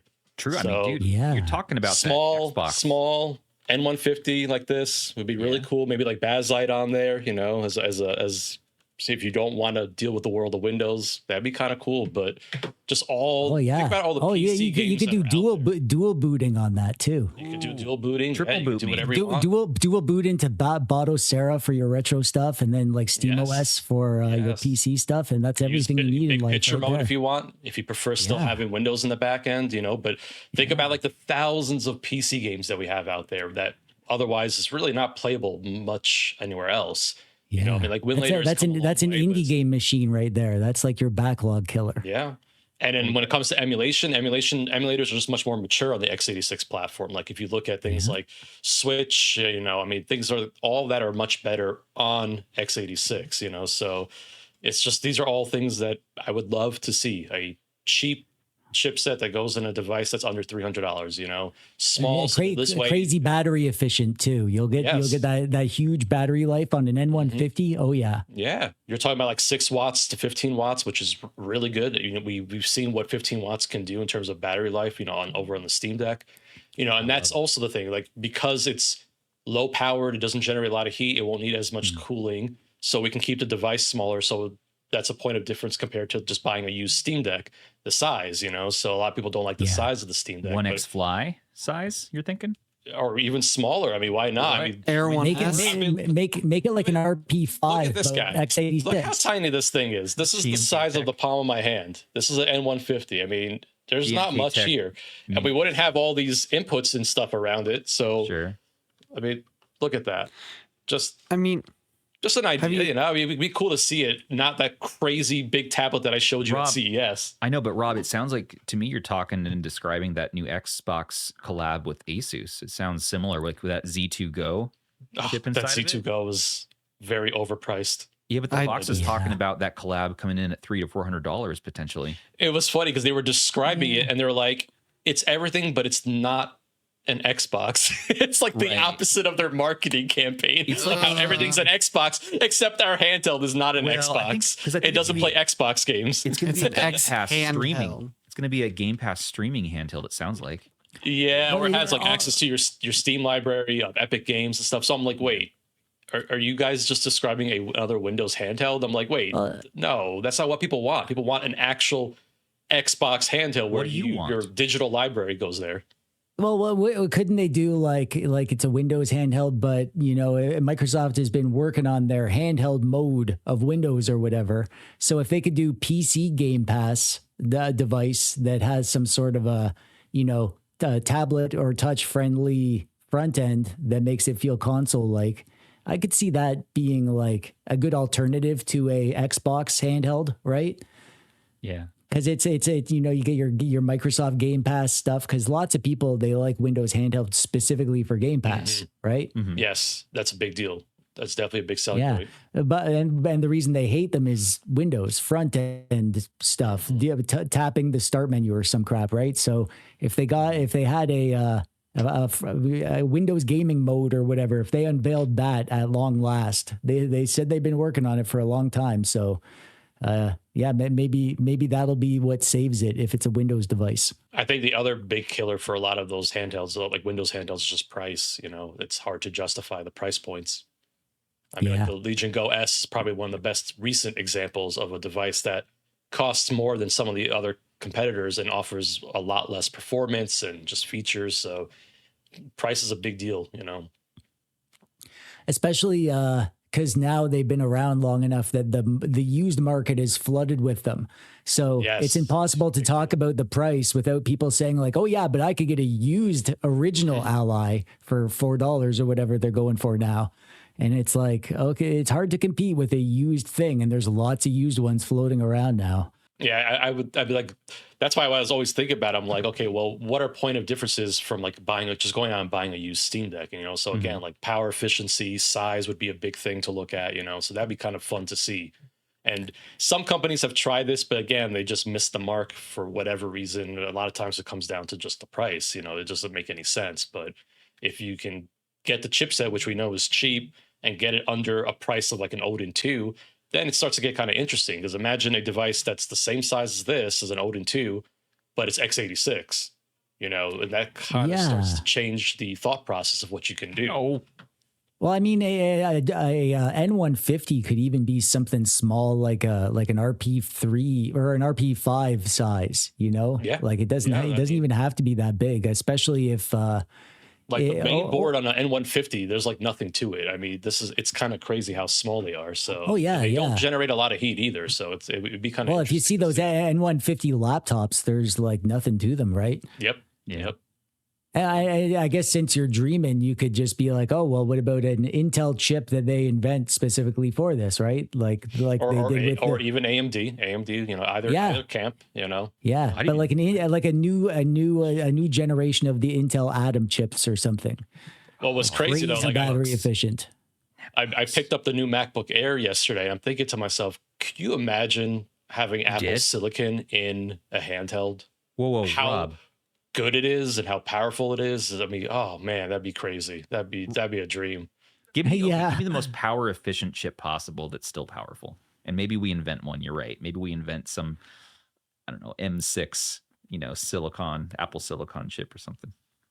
Yeah, can you imagine having like an M chip, but with, not Macintosh, obviously. I don't want Mac OS though. Yeah, that's what I'm saying. I'm like, imagine taking Apple Silicon and pairing it with something else, I don't want Macs on there. I will say the translation layers have gotten a lot better though. I mean, it's kind of amazing what you can run from like the x86. It's pretty amazing. Does it emulate x86 fairly decently, like from the OS natively? Well, if you use something like Crossover, I'm actually like, you're doing crossover, opening up Steam, and I'm installing games from Steam and then playing them with Crossover. I mean, how much cool. like battery life drain do you think from doing that? Like, I haven't been paying attention to it. I don't know. I can't say for sure. I don't know. But there's also a lot of emulators that actually support, the M chips natively as well. Like RPCS3 does, like it has ARM support. Yeah. Even for the M4, you think? Oh yeah. It's ARM. It's ARM. Yeah. I love my ARM based Surface Laptop 7. That's my favorite laptop. It is not compatible with games at all, and it's horrible for that. But everything else, the battery life is good. 17 and the translation layer over there is really good too. The Windows on ARM translation layer, the Prism, is very good too. I'm actually pretty impressed by it as well. So as the prices come down on those Snapdragon X chips, hey, you never know. Maybe we'll see that in a handheld one day. That'd be kind of neat. Do the iPads do similar to the MacBooks in that regard for games? I think it's so much more limited with iPads. Like really? I think an M4 in an iPad, which they do have, I think that's just I don't understand it. I mean, it makes much more sense in a MacBook or just a Mac in general than an iPad. But people apparently do a lot of editing with their iPads and stuff. So you think it's a waste of money to get the iPad M4? For me, I don't see the use case. I would like if I had to choose between a Mac or an iPad and it came with the M4, I'd go for the Mac. You could do much more with it, in my opinion. So. Well, I have a M4 iPad I haven't opened yet, so maybe I should go trade it for the for the MacBook Air. But let's see, at least I opened my toy and did stuff with it last night. Well, it's for the video. It's for my video. I don't know if I want an iPad long term or not, but anyways, I'm off. That should be your video. I don't know if I want an iPad long term or not. Well, that's the title of your video. Yeah, that's a hot title. The title of the video is Asus Z Flow 13. Is it worth $2,000? Oh, so you found another tablet that was $2,000 to compare. Well, yeah, after the keyboard and everything. Yeah, I'm out of my depth here, dude. I'm out of my depth in this higher end stuff, so I got to get some comparisons and understand. I mean, that's fair. That is not a bad question to pose, though. When you think about it, it's like, okay, that Z Flow is like insane what it can do, because if I were to use the Z Flow on its own without testing against anything else, I'm going to be like, oh, this is amazing. This is everything does everything. It does, but I got to have comparisons to understand where everyone else's heads are at, I think. But anyways, your dream handheld sounds really cool. What are you going to call it? I don't know. I'd name it after Ban. I don't know if that's a good Dong. idea. The Ban's dong. ban. It's the ban. The dongle handheld. The ban hand. The ban Dongle hand. X35XX HVPS. PS2 revision 4. Revision 4. You should call it the tech daddy. Something with your Ooh, tech I like dad. Tech like daddy. RTD. Just call it the Zaddy. The Zaddy. Zaddy. There you go. Right? Rob, your laugh needs a podcast all on its own. Just an hour of people making jokes that he laughs at. Don't give Mike any ideas. That's going to be the next edit he comes All up right. with. All right, Mike, if you see this, can we get a minute of Rob laughing? It's super easy to find. He does it Oh, I like bet. 12 times in an episode. People are going to see. So you guys just leave notes for your editor and just like boss him around, even though you're not even in the same place as him. Oh, well, it's with love, but yes, Well, I mean, Okay. that's correct. We love if you say, Sony very much. yeah, we everyone appreciates Sony. He's a Really wonderful appreciate person. Sony. Sony, go ahead and leave this part in. A little something for And make for sure ya. make sure to take a 15-minute break so that we are still OSHA compliant. Yeah, take your breaks, eat your lunch. Why do you guys You have my did- Why do you guys have my screen up big though? Oh, I didn't put it there. You put yourself up there. I did. I've been playing down here. I haven't touched. You my wanted to show off your skills. Yeah. Good at this Yeah. game though. We've been watching your skills. Have you started Good Boy Galaxy for Game of the Month, Stubbs? No, not yet. That game is so hard. I'm gonna try to beat this one though. I really am. I'm Rob, trying. you got to beat it on the Evercade. Yeah. Oh, I'm playing it with you got on G350. my I have screen a just as I fondness got a for that game handheld. over. See what happens with the stupid thing though? Look at this. You push the wrong button or you tap the screen, you touch anything and it sends you out of the game. That's what drives me nuts. It's my whole What? review is like just me yelling about this one thing that happens. What? You Now love touch the screen. handheld, Show me. but Touch hate the the screen. software. See, it's so sensitive and then it's over here. Well, and look, then like there, you're playing- swiping from the bottom. No, you said You're touch the playing screen. the game. Listen, you're playing the game and there's these buttons here, right? So you have a big Oh, fat thumb on those, mine, yeah. And you, Yeah, That's- those. Stubbs You and do his that? See? But then again, it's Stubbs' thumbs. Or like- that's or like if you hold it on the side and you accidentally push this one, Yeah. then stuff's Well, you can happening, doing you this. could disable What the hell? those with a third-party application if you need Yeah, to. exactly. I'm gonna make this dedicated so it boots into Game Boy Advance and RetroArch, just the game list. Hey, That's all it did does. You, and I did you don't guys want hear? any what? Well, like one way to solve that problem is if it actually does happen. Apparently, INEO's looking at getting Linux support for their handhelds for the Android stuff. All of them? They're trying to take a book out of the Odin 2 and the Retroid Pocket. So Well, for all their G3X Gen 2 devices? yeah, can you Surely- imagine having like surely rock, not rock all of mix them. on there? Oh yeah, I could get behind that for sure. You're right. That'd be kind of fun. People That'd be kind of cool. appreciate that. People would appreciate that. That would definitely solve Yeah. your problem, Stubbs. You know. Your turn. Yeah, All what's right. your handheld? Handheld. All right. Well, hang on. I'm gonna do my share screen thing. So Yes. It's just a Ape Escape. You don't need a second stick. So basically, the My Mini is you're very excited for it. Then yeah, it's a very excitable handheld. you know who else is excited for it? Shem from Retro Breeze. Shem. Yeah. Shem is super excited for the mind. All He right. likes that so single analog stick style. the only reason I drew it was because this came up in my server and I was like describing it by typing it out, and I was like, you know what, I just gonna scribble the thing, and I drew it, and then I had to label so it. cool. And all right, so You're such a good artist. I love that Pokemon. Yeah. see the audio listeners are gonna have no idea what they're missing right now. I'll describe it real quick to them. So what Yeah. what we're seeing here is something called the techdweeb. It looks like it's in the size of the Miyoo Flip. It's like a 4x3, but with an OLED screen. Yeah, why don't you clamshell. just describe my whole handheld? That's fine. Yeah, go ahead. Yeah, Stubbs. What the heck, man? Way to just What? take it over and not let just like- we describe it. Come on, man. Oh, That's okay. Come on, man. This is supposed to be about Someone the gets guests. someone get Stubbs out of here. I was being asked to describe it for the audio listeners. Okay. You were doing fine. I'm just. There we go.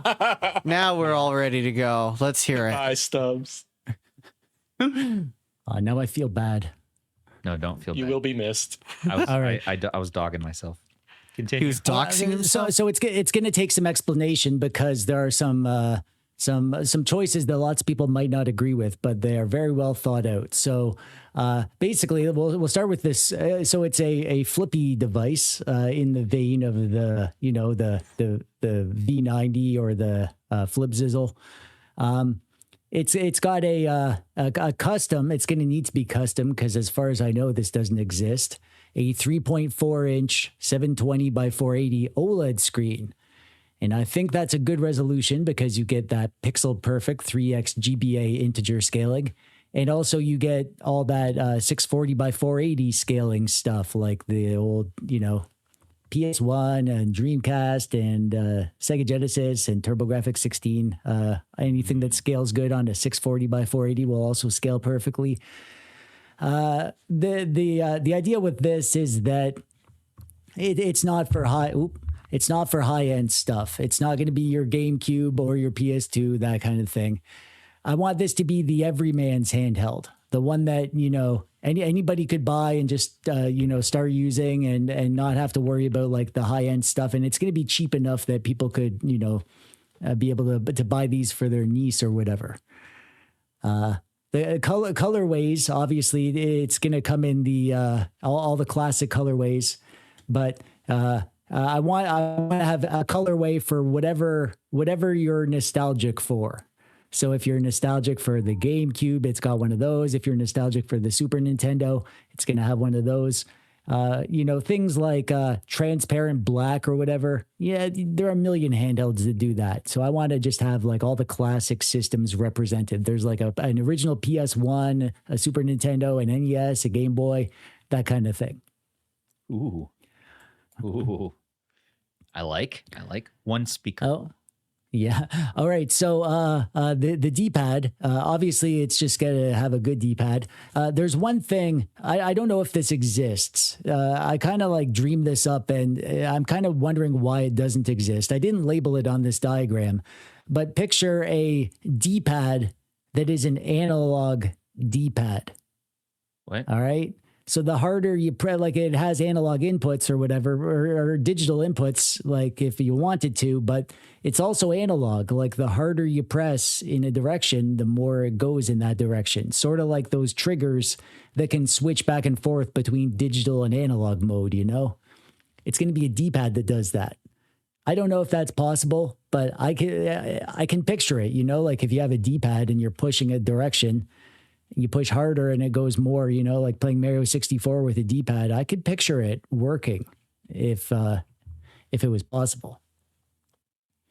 Kind of like this guy, kind of like where this functions as an analog stick, and it even has like the click in and everything. It's both. Yeah. So is it like a button to switch, or like you actually just push on it to switch modes? Yeah, that would we would have to figure that out. If that's not possible, what I want to do is that you can hold the function button to turn this into a second analog stick. So, if you need to do dual analog stick stuff for whatever reason, sort of like on the SP, how you tap the power button or whatever to switch between left stick mode and D-pad mode, just in case for those weird situations where you actually need that. But this isn't designed for dual analog stick games. Definitely not. Yeah. All right. So here's the weird part is it's got a single slider right in the middle there, right where the wiener would be. And it's the RP flip style slider. So it's got the click and it's really good. Now I know lots of people don't like sliders, but those people are wrong because sliders are good. And they're fun. Yeah, they are. And this is primarily retro device. Like it's designed for the retro systems first mostly. So the stick is just more like there for compatibility in those weird situations where you actually need it. Like if you wanted to play Ocarina of Time on this, you could, but it's not made with that in mind. But it seems like it's a good N64 experience though, having that stick in the middle. Like that's ideal. Yeah. Pretty much any of the old, like this is made for up to Dreamcast in my mind. Heck yes. Dude. Yeah. All right. So USB-C video out and charging, so you can consoleize it. And there's also another USB-C hole around the back. So, you can plug it in on the front or the back. I hate when it's just one or the other and you're like, oh, I want to put it in my dock, but I can't because it's around the back. Or you're like, I want to turn it into a console, but then it has this cord coming out the front and it's ugly. So you get both options. This one's going to require a little bit of engineering, but I want to have that rounded Game Boy corner on just one side. So it's got that Game Boy nostalgia. With the, the angled speaker grill there, but we're going to have to figure out how that works with this flippy screen because it's got to come down and lie flat, right? Right. Well, with your slider, that's going to be a good setup. I mean, you can lay that flat, no problem. Oh yeah. I think if there was a height issue with the D-pad and the buttons, that I would sort of do that thing where they put a circle around it and recess them just enough so that it can, not too flat or anything, just a little bit, so it sort of meets in the middle, right? I want to have a volume wheel similar to the iNeo DMG. I really like that. Yep. Okay, so the chip inside it. This is what I came up with. I want a T610. So this is basically the flip top version of the RP2S. So you get perfect compatibility for all that old stuff, Nintendo 64, Dreamcast, or whatever. But you get that Android sleep mode. And, I've actually, in my earlier videos, I would always be like, oh, I always prefer Linux to Android or whatever. But I've really come around on Android, especially now that we have ESDE. It's kind of changed Android to me. And the Android sleep functions, the efficiency that you get, is worth the trade-off for the Android stuff. And if the Android system is done right, if it's unobtrusive and you can set ESDE as your launcher and you can actually make it work on the device, then it really does feel like a Linux device, but you get that Android sleep mode, which is so important to me now. Yes, yeah, to just close the Clam down and then walk away, and then you can just open it up later and your game is ready to go. Yeah, and you leave it asleep for days and days, and like you literally can come and go from your game at any point, and it just keeps on running. Maybe it doesn't need to be a T610. Like that's just kind of the power level that I was thinking of to keep the price down, because I want this to be $100. No more, no less. Really? I want to get $100 worth of value out of this, and it's a nice round number that lots of people can wrap their head around. It's not one of the super cheap things, but it's definitely not expensive. And it's going to run the Dreamcast and N64 perfectly, PS1 perfectly, all that stuff. You're going to get all that sleep mode. The hinge, I don't know why all these devices have like two levels of, snappability or whatever. Right. Like, why not just make it so you can open it to any angle you want? Yes. Like why do we have, like, I know that there's an ideal angle that they've decided is ideal, but sometimes I'm lying in bed and I don't want it down that far. Or sometimes I'm sitting at a table, eating dinner with my mom, and I'm trying to hide that I'm actually playing a video game while she's going on about her day or whatever. And I need that the angle to be more up. So why not just let us do? Yeah. Straight up like the old XD.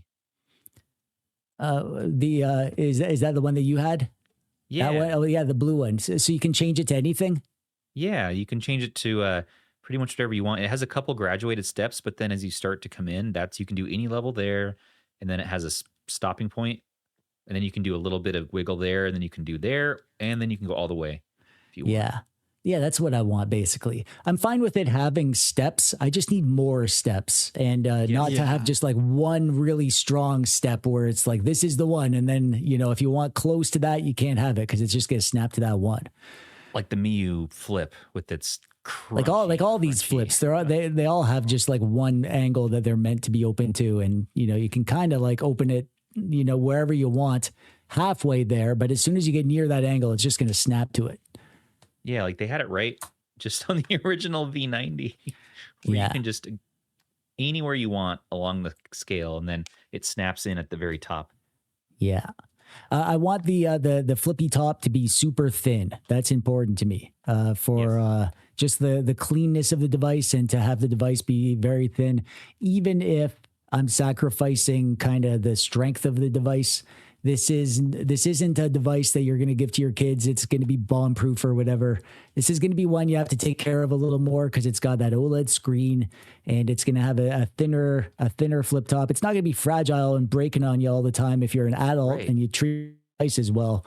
But it's going to feel more premium in exchange for being a little more fragile.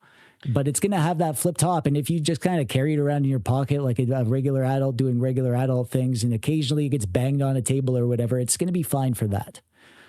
You think that we're going to be able to get it in at $100 though with the OLED screen? It's tough, but I would sacrifice the OLED screen. That is, I'm flexible on that. I really I'm falling in love with gaming on OLED screens. I just want everything to have an OLED screen. Maybe maybe it's not a device. It's getting harder to go back. I'm like, every time I play on an OLED screen, I'm like, oh, this is so much nicer. I'm okay with IPS. You know, IPS is actually more healthy for your eyes, and text for RPGs and whatnot is easier to read with less of the little, ghosting around the text for your eyes. Well, we're not all health nuts like you, Stubbs. I'm just blind. That's all. Yeah. I would sacrifice the OLED to get it in at at $99.99 is going to be the price. So I would sacrifice the OLED, but I would rather wait a year or whatever to when every screen is OLED just by default and they're cheap, than make this without an OLED because OLED is that good. I love the idea of the a lot of it, just the single stick is really bold in ergonomics wise. I can actually see that working out pretty well because using the Miyoo Flip with its little teeny sticks, that's a tough thing for ergonomics. And so, yeah. I find sticks get in my way a lot when I'm gaming. Like the things like this, right? Yeah. Oh, the sticks on the original version of that were huge for the device. It made no sense why they made those sticks so big. The pocket micro. And equally on the 028, right? They have the sticks right up against. So you're trying to avoid the sticks on that. How dare you? The 028 is pretty. It's wonderful. Look at that. Come on. No. Look at that. I know, but they are Stubbs. There's something wrong with your thumbs. No, they do. They do get in the way. I'm with Stubbs on that. They are low. Yes. They are recessed. They're pretty minimal. But every now and then, when I'm playing Mario or whatever, and I have to hold run and then jump at the same time, and my thumb touches the side of that stick, and it just does it. It just fires that stick. Bang! Back me up. See. Here. It takes you out of the moment. It takes you out of the experience. That's all I'm saying. Yeah. So the one slider in the middle should, in theory, like if I'm, holding my V90, I can picture exactly where that slider would be. And I can easily move my thumb down there if I want to use it, but it's out of the way when I don't want to touch it. And you don't need more than one analog stick for the stuff that this is going to play. Like, and you have like Kirby's face looking at you too with this design. That's what totally. Yeah, you what's that? There's a word for that where you see faces. You should have stickers for it. You should have stickers. Oh, I love the stickers. Like Kirby sticker. Kirby stickers. Mods. Well, okay, non-copyright infringing Kirby sticker. Oh, yeah. Sure. Yeah, legally distinct Kirby like character. Corbo. Yeah. One micro SD slot or two?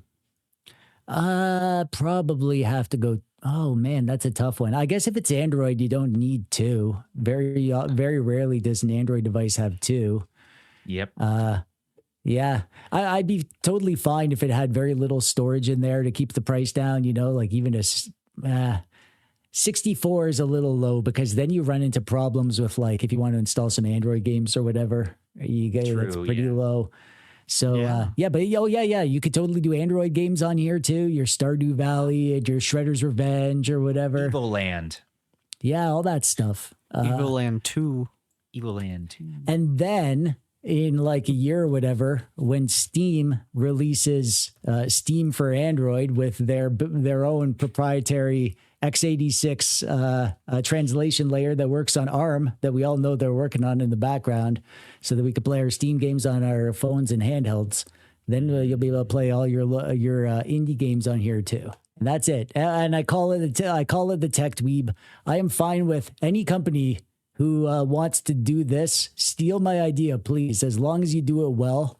But don't call it Tech Dweeb if I didn't actually give it the thumbs up, because I don't want my name on your imperfect Tech Dweeb like handheld. The Anvernick RG Tech Dweeb. You're gonna see the Neo Dweeb Tech V1 coming out soon. The games console Tech Dweeb. Yeah. Yeah, so that sticker would be like there, right? So like you're like just down there, a single slider. I like it. I like it. Do you think it would make it a little bit? Well, I guess you don't want to make it thicker, but like having that removable battery, like the original V90. Oh, that's an interesting idea. I was initially thinking just like the biggest possible battery, but with a T610. It's so efficient that like you really can get away with a pretty low battery. Like, what does the RP2S have? I don't even remember, but like it's that not thing a very would last large me. One. It's not a that thing would last me days and days. As long as you're not trying to play GameCube or whatever on it, like it'll last, right? 4,000 milliamp hour. Yeah, it's pretty small. That should be good. Where's that? Yeah, I grabbed 4,000. it to look on the back because they usually have it on the back, but it doesn't have it on the back. So it's an RP2S processor, right? That T610. Yeah, exactly. That'll handle. Yeah, this is perfect N64 and Dreamcast is the target, but not GameCube or whatever. Although you can play some GameCube on it. I actually played through a bunch of Splinter Cell Chaos Theory on this thing, and I was like, holy crap, I'm actually playing GameCube on this thing. Yeah. Right? Yeah, it'll work. Even on the. I mean, it's a little stuttery here and there, but like if you kind of just like go with it and you're like, whatever, you could play some GameCube on here. And I also played some PS2. I played the Evil Dead PS2 game, a whole bunch on here. I made it to like level 4, like put in an hour on this thing. That's awesome. I like to see that you're using your 2S. I loved the 2S so much, but it was in a time in my life where I wasn't doing that size of handhelds as 2S is still one of my favorites. It's one of my favorites, and the only reason I don't show it off more often or talk about it is because they don't make it anymore and it's not available. So it's like I don't want to make people want something they can't have. Yeah, that's fair. So you want to make a handheld they can have? Yeah, let's do it. Oh, and another thing is the bezel around the screen is going to be gray like a Game Boy, like they did on the 2S. Actually, more like what's that one? Hang on, this one. Is he going to pull out the G3? More like what they did here on the 353 PS with the Game Boy looking bezel. I want that. At least on the DMG looking version of it. I want it to really feel like a true homage to the Game Boy. Well, there you have it. Yeah, that seems like an awesome handheld, and we'll back it. Let's get it on Kickstarter. We'll get the Indiegogo flexible spending goal. Yeah, I need a style Indiegogo. Just don't ask me to actually make it because I don't want to do it. I want someone else who knows what they're doing to do it. And I'm kind of a perfectionist. So if I'm going to be like giving it the official thumbs up, this is the Tech Dweeb handheld, then I'm going to be super picky about every little thing. So whatever. Yeah. Just the closer I can get to that's the handheld I'm like waiting for. Like I just kind of want like everything companies are doing, the closer it is to that, the happier I'm going to be with a small, cheap, flippy device. Yeah. Well, we do have that, at least for that Cyclops joystick idea, we do have that Miyoo Mini coming out, which we'll get an idea of the ergonomics of what that setup would be like. Well, yeah, but that's a stick. It's not a slider. True. I know. It's a slider. I know, but I'm saying placement wise, we'll at least get a basic idea. Like, I think it's going to work just fine. I find it weird that handhelds haven't been doing this so far. It makes so much sense to me. I think we'll start to see a shift if this one takes off. Now let's do it with a slider and add it to a clamshell. Like, let's see your vision come to life, iteration by iteration. And this is such a departure. People don't like. People don't like sliders. They're going to complain about it. I'm fully aware that I'm going to get some hate. People complained about the sliders on the RP Flip, but I thought they were fine there. But the thing is that the Flip was trying to target the GameCube and PS2 audience, right? Like or even the PSP guys, because the widescreen, a slider isn't great if you're playing a precision sort of more modern game. But if you're playing old Nintendo 64 games, like those N64 analog sticks were not good analog sticks. Come on now. Like, so no, they're terrible. Yeah. So everything up to Dreamcast, you're going to be fine as long as you can get analog input. And the thing about a slider is you're not going to have cardinal snapping. Like, no, it's just the nature of the slider tech. It's an actual analog stick. So it can be cheap and still get good analog input as long as you're okay with the slider. But you really get used to a slider. Man, my 3DS, or my 2DS, I should say, at first I could not play anything, but like I played so much of that thing, and by the end I love the slider on it. Yeah, I like it. And we had sliders, on the PSP. People love it for years. It's still, I hated that slider. Except for Rob. But it's fun. The sliders are satisfying. The nubbin. It's the nubbin. I mean, Stubbs the real nubbin. nubbin. It was That's the OG nubbin. It was one of the best parts of the flip, and they had those clickable sliders on the original flip. The clickable part was a little bit, but it was funny how it functioned. It like you had to like push the whole thing. Well, also if you started to go beyond a certain part of the radius, it wouldn't click anymore. Yeah, you'd have to do it towards the center. Yeah, it was more towards the center. It was kind of a weird. No, well, let's do it. Let's see this come to fruition. Yours is such a departure from the norm. The like, if it starts to happen, we will be able to directly tie it to your idea. You know what I mean? Like it's gonna be. It's sort of like basically like halfway between the RP2S and the PowKiddy V90. You know, like it's the thing that's in the middle of those. All right, manufacturers. We know you're watching. Some of you are watching this. Just take this idea and do that. And I the thing is, I can't even guarantee it's going to be a top seller. Like, this is just like the one that I think the world needs, but very often people confuse me with the things they like and the things they say are important to them that aren't important to me. And yeah, I don't know. I don't know if this would actually be a popular thing.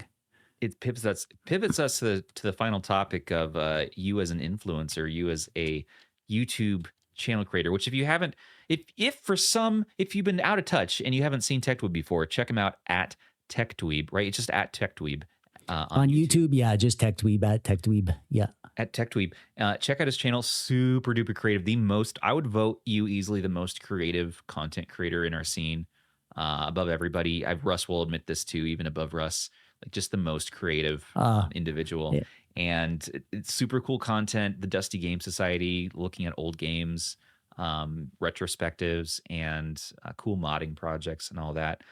But beyond that, like, just a fun dude to hang out with. But you are an influencer at the end of the day, and you review these products and you review some things that people might not love, and I'm sure you deal with it. We deal with over here, angry comments and stuff. Like, I wanted to ask you today, how do you deal with some of like the backlash comments? Like, if people start to dogpile, like, that's something I still struggle with, where it's like, you try to make everybody happy, but you can't do it. Yeah. Sometimes it feels like, you can anticipate what people are going to get annoyed about with the device. Like, you're like, okay, your micro video that you just posted, I saw the title of it where it's like, you say the price in the title, $180, right? People are still going to complain that you're reviewing it and it's $100. It's like, there's no amount of sugarcoating it that you can do that will satisfy people, right? Like, they just want to be angry about it. They want, but like, yeah. Also, at the end of the day, you can make a video about something and someone doesn't necessarily have to go out and buy it. That's the thing. Like, it's just, you don't have to buy every single one of these handhelds that come out. People need to understand that. No one's necessarily suggesting you go out and buy them all. Yeah, I mean, just because a thing exists and it's not for you doesn't mean that it doesn't deserve to exist, right? And we were talking about this before Stubbs joined us. We were talking about, like, value is also different to everybody. Someone may see that there's value in a $180 handheld that does Game Boy Advance really well. And, if you look at what a Game Boy Micro costs, kind of not so crazy far out of the realm, The original title was like the perfectly focused GBA, something like that. And it was way too happy sounding and everyone was yelling. I'm like, all right, I'll call it. Like, here's how much it costs. Okay. But nonetheless, I like it. I hate this thing. That should be the title.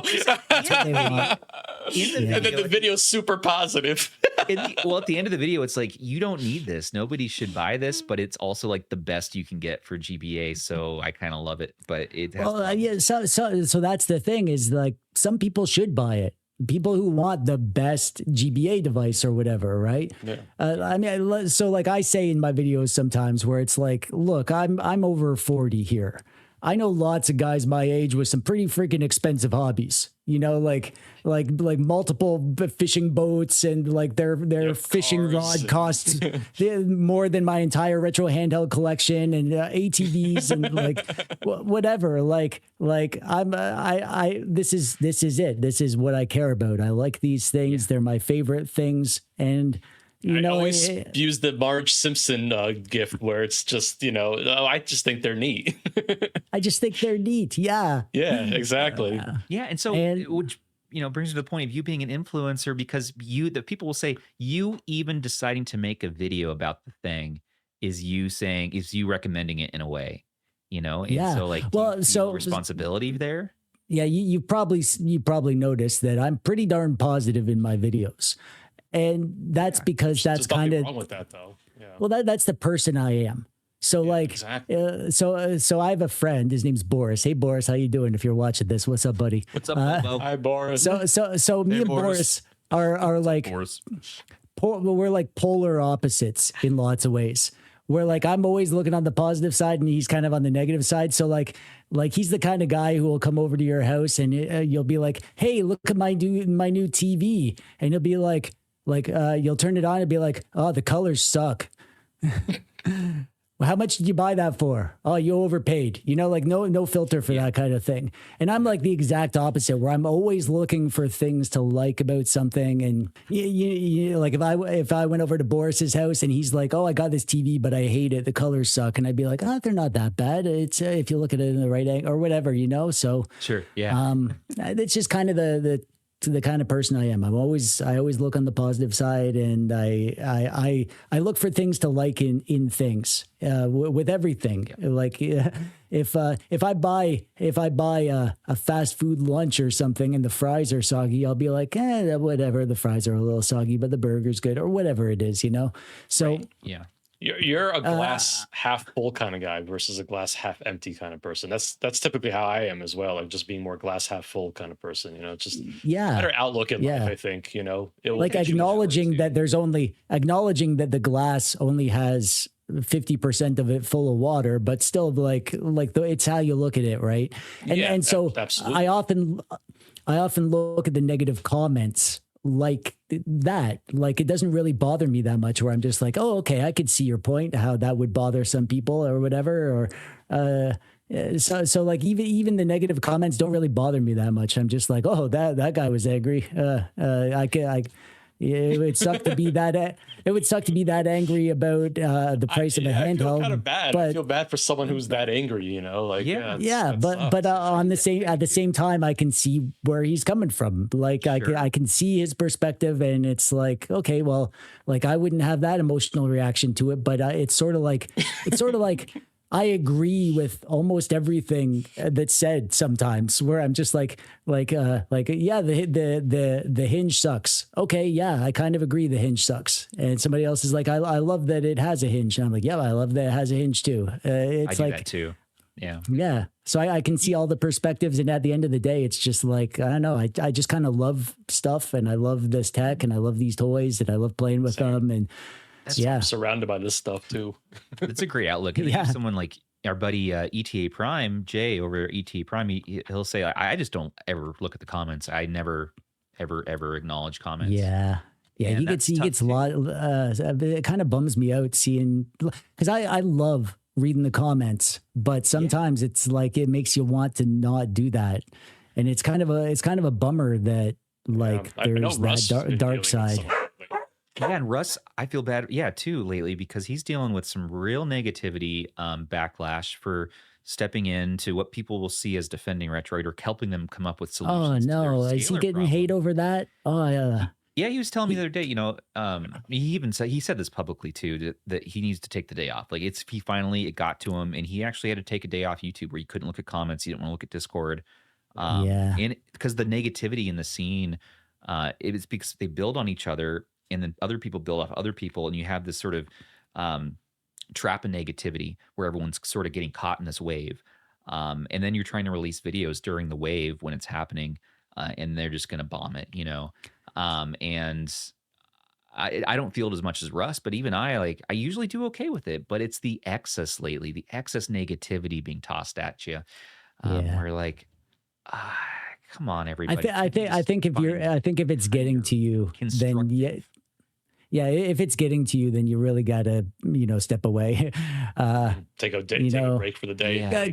Because it's not gonna go away. And it's like when I saw Russ's video, I was like, man, he approached that with such a delicate hand. He did. It felt like he was walking on eggshells, and every word he chosen was just perfectly chosen to lay things out in the most objective, no opinion one way or the other kind of attitude towards it.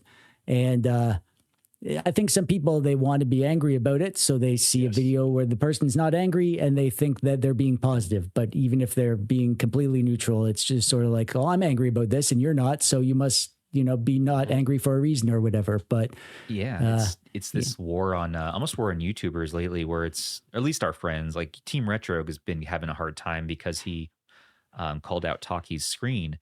That had an issue, but turns out it might be his issue. Either way, like people were being just over the top with him. And then we have, Aiden who's dealing with it now too. And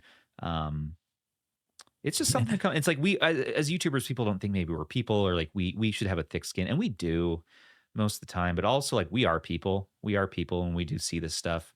And you want to say like, roll it off our shoulders. Just suck it up. And I also it's tough because you put a lot of yourself in your videos, and you want to be a person of high integrity. And when that's questioned, especially because like them on the other end, they don't know the truth. Right? If you are saying this because you want a free device or whatever reason they think that you're saying something positive, but you do know the truth. You know your opinion on it. And it's frustrating to be called a liar when you know that you're not. So it's like, it's my number one. And there's nothing you can say, right? Number one pet peeve or trigger, whatever you want to call it, is my integrity being called into question. And there's certain, other tubers in the scene who know how to push those buttons, and they do it for fun, and they get sort of sick pleasure out of it. And it's like, dude, like I feel bad for you. Like I feel bad that you're needing to be that negative or that, whatever it is. But I hope you have a good life, and I hope you have a good day. And I hope if that brings you pleasure to try to bring other people down, I hope it makes you really feel really good, because if that's what makes you happy, what you need in your life to feel happy, then I hope that you get the most out of it you can. And maybe you'll find other ways or other things that make you happy later, but I don't know. Yeah. I'm ready to like stop putting so much of myself into the content, but I don't do that. No, don't do that. I'm just Please saying, don't. like, I'm just saying like that is where it leads me to. Like if I just stopped inserting my heart into stuff. Yeah. So that is the wrong, I think, the wrong approach. You just got you got to more like what do you call it? Like be stoic in the face of people. So game developers deal with this like crazy, right? Even worse than us for sure. Oh yeah. But like there's this sort of mantra where it's like strip the emotion away, identify the core complaint, and that is a data point that you can use. And anything else is just internet filler. Like it's just, that's another thing is you don't know the lives of the people leaving these comments, right? Like they could, like somebody you would meet in real life that would walk up to you and be like, hey, your haircut looks stupid. And you'd look at them and be like, can you believe this guy? Like, as if I would care what he thinks. But on the internet, you don't know what they look like. They just have an anime girl as their profile picture or whatever. And you're like, oh, this, anime girl is insulting me. But like, you don't know who's on the other end of that. Right. So it's true. And that's why you're the right person to ask this. I'm glad I brought it up, because that was exactly what I needed to hear. And thank you for sharing just that. Yeah, they're probably not actually anime girls laughing at you. No. It's and like I said, most of the time, most of the year, it's like whatever. But lately, let's just say it's been a lot in the community lately. It's been a lot. Yeah. And some of it's I brought upon myself too. It's not just YouTube. It's like making changes to our Discord server. When you have 50,000 people in a Discord server, it's hard to make everybody happy. No matter, even if you run a community vote for a change, you know what I mean? Like, people are still going to be left with a bad taste in the mouth. And I'm like, well, there's other servers you can go to. Here's how to get to them. Yeah, so sometimes you just need someone to decide, right? Like this is the job of a leader or whatever, or an influencer, I guess, where, like it's what we are now. So like if you make a video on a device or whatever, is it your job to look at every possible perspective on the thing? Or is it your job just to say what you think? Some people would say one way, some people would say the other way, but like both are valid, I think. Both. They want someone to be objective and subjective at the same time, I feel like. They want the complete objective view and also the subjective view, but ultimately they want the objective view, I think. But people don't know what they want either. And that's why can you imagine YouTube telling them what they want, I feel like. And can you imagine a completely objective handheld review? Like a completely objective, like that would just be unwatchable. Isn't that just like an AI scripted? Well, you'd be like, oh, the D-pad doesn't, you press down and your character moves a little bit, which some people probably don't like, but some people probably don't care about. Also, the buttons are a little squishy. Some people probably would have a problem with that, but I don't have a problem with it. But some people might have more of a problem than I have. You could take it to ridiculous degrees if you're trying to be objective. It's really could. And it's just boring. It's just a boring video at the end of the day if you try to lean too much into that. More and more, I'm going the subjective route. I started out trying to be as objective as I could. And you're right. It's a long, slow video. And because you're like, you got to try to please people. No, like just tell people, like, do you like the handheld? Why do you like it? Why do you not like it? Is it worth your money? And ultimately that question is like, I don't know. That's up to you. But here's what I think about it. And I like it. And a lot of these things that I haven't bought and I got as a review unit, you got to pretend still that like, well, would I buy this? Would I go out? And many of these, at least for me, I still do go out and buy a second one because we have other reviewers on our team or what have you. And so we do end up buying things a lot of the time. And it's just, I appreciate your perspective on it. Well, we're all people that have different opinions too. So that's good. It's good that there's all these different opinions out there. So you can find the reviewer that shares your values about things or whatever, that they have the same priorities that you do. And you can take their opinion is worth more to you than the person who has steered you wrong in the past. See, that's the thing, is it's sort of a self-correcting thing, because if I convince somebody to buy something, then it does something that I didn't say or didn't, if I said something was good that wasn't or whatever, they're never going to listen to me again. So like if you're honest and you're just sharing your opinions, then the people that are kind of more like you are just going to listen to you more, and the people who aren't are going to listen to the other guy who says stuff in a different way. Very often with lots of the influencers out there, I don't have a problem with lots of things they do and vice versa. And it's fine. It's good. It's fine that we're all unique snowflakes that have our own, our own way of looking at the world or whatever. And people can gravitate towards who they like. And then they come on podcasts like this to get a nice group consensus on stuff. Yeah. Also, another thing is I tend not to make videos about devices I don't like. So I'm kind of a bad reviewer in that way. Where, and I admit that, I realize it, but it's like I do the same thing.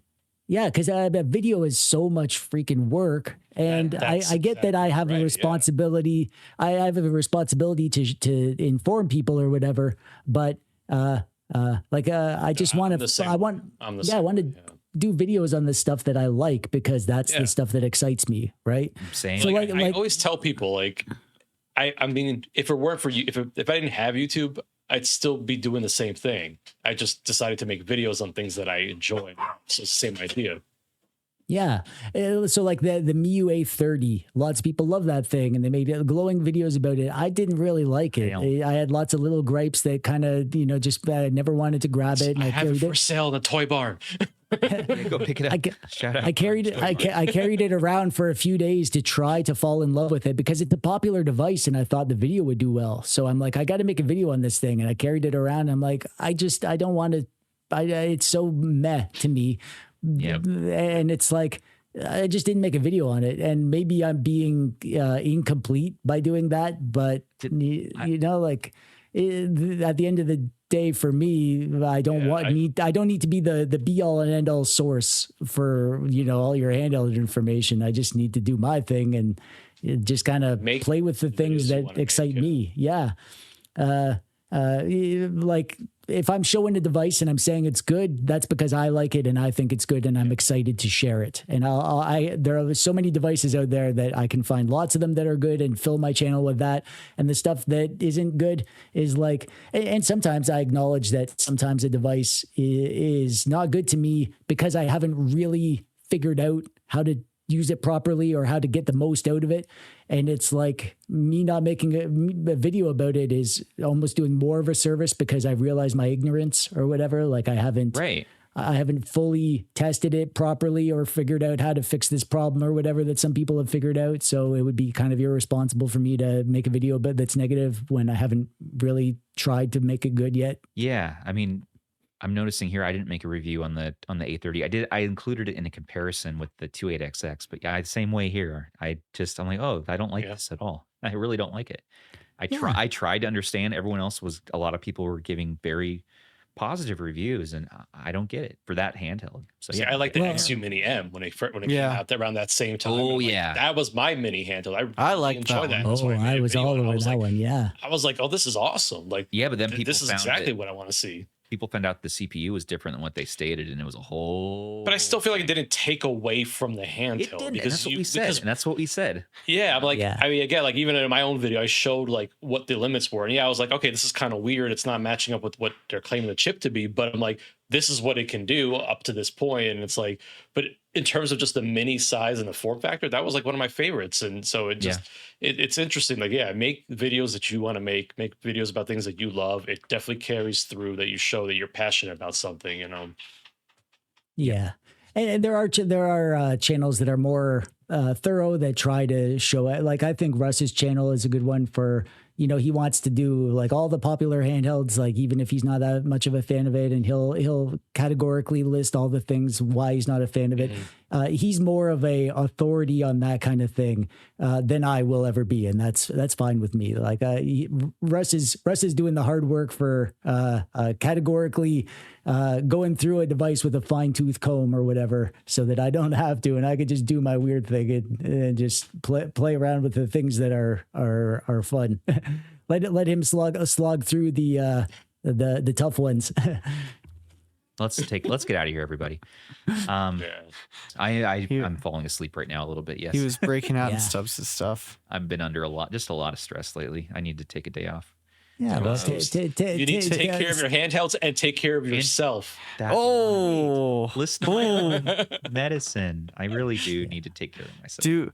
Do as he says, not as he does. Go hug your ET with the dong, and go hug your Atari 2600 box, and well, Stubbs, if it's any consolation, I watch everything you do. I keep an eye on your server, and you're doing good work. You don't have to feel like you're doing something wrong. Go be easy on yourself. You're doing what you need to do, and I know lots of people appreciate it, and so do I. Thanks, man. That means a lot to hear. That's I'll give you an internet hug. Internet hug. You're the best son I could ask for besides my other son. Oh, I'll take the crown someday. Don't worry. That's fair.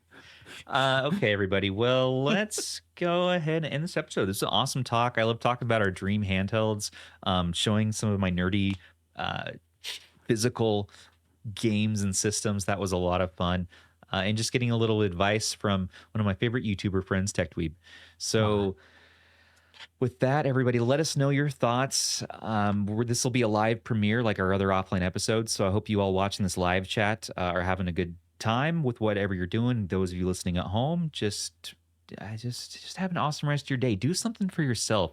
Go make some soup, play some games, make a handheld, and think about make a handheld. Dream. What's your dream handheld? Make TechDweeb's handheld. Let us know in the comments. Let us know in the chat. Do that, please. Yeah, that'd be great. Install a slider on your 35X XSP. That's right. That's right. Swap out the slider on that My Mini handheld. That sounds easy. And go check out go check out our friend TechDweeb at TechDweeb, and of course our co-host Rob at the Retro. Is it the Retro Tech? No, it's Retro Tech Dad. Yeah, at Retro Tech Dad. I'm getting. He's a simple man. I did it like Facebook style. I dropped the Facebook. I just dropped the. I'm just Retro Tech Dad. Pick up some merch. Pick up some TechDweeb merch too. I don't have any merch yet. What? I want some TechDweeb merch. It's on my to-do list. All right. Let's make that happen. Well, everybody, thank you so much again for watching. Don't forget to like, comment, subscribe, all of the things these YouTubers ask of you. Subscribe to TechDweeb, Retro Tech Dad, and Ban is on our channel. And a special thanks once again to our channel members, patrons, and subs who make everything here possible for us. Perks with RH start for as little as $3 a month, which will get you some fun perks, benefits, getting the toy barn to buy all of Rob's stuff that he's listing there right now. He listed a lot. This has been Stubbs on behalf of Ban, Rob, and our friend TechDweeb saying, take care of those handhelds, and boy, do I mean it, and at myself when I say, take care of each other too. Bye, everybody. Bye-bye.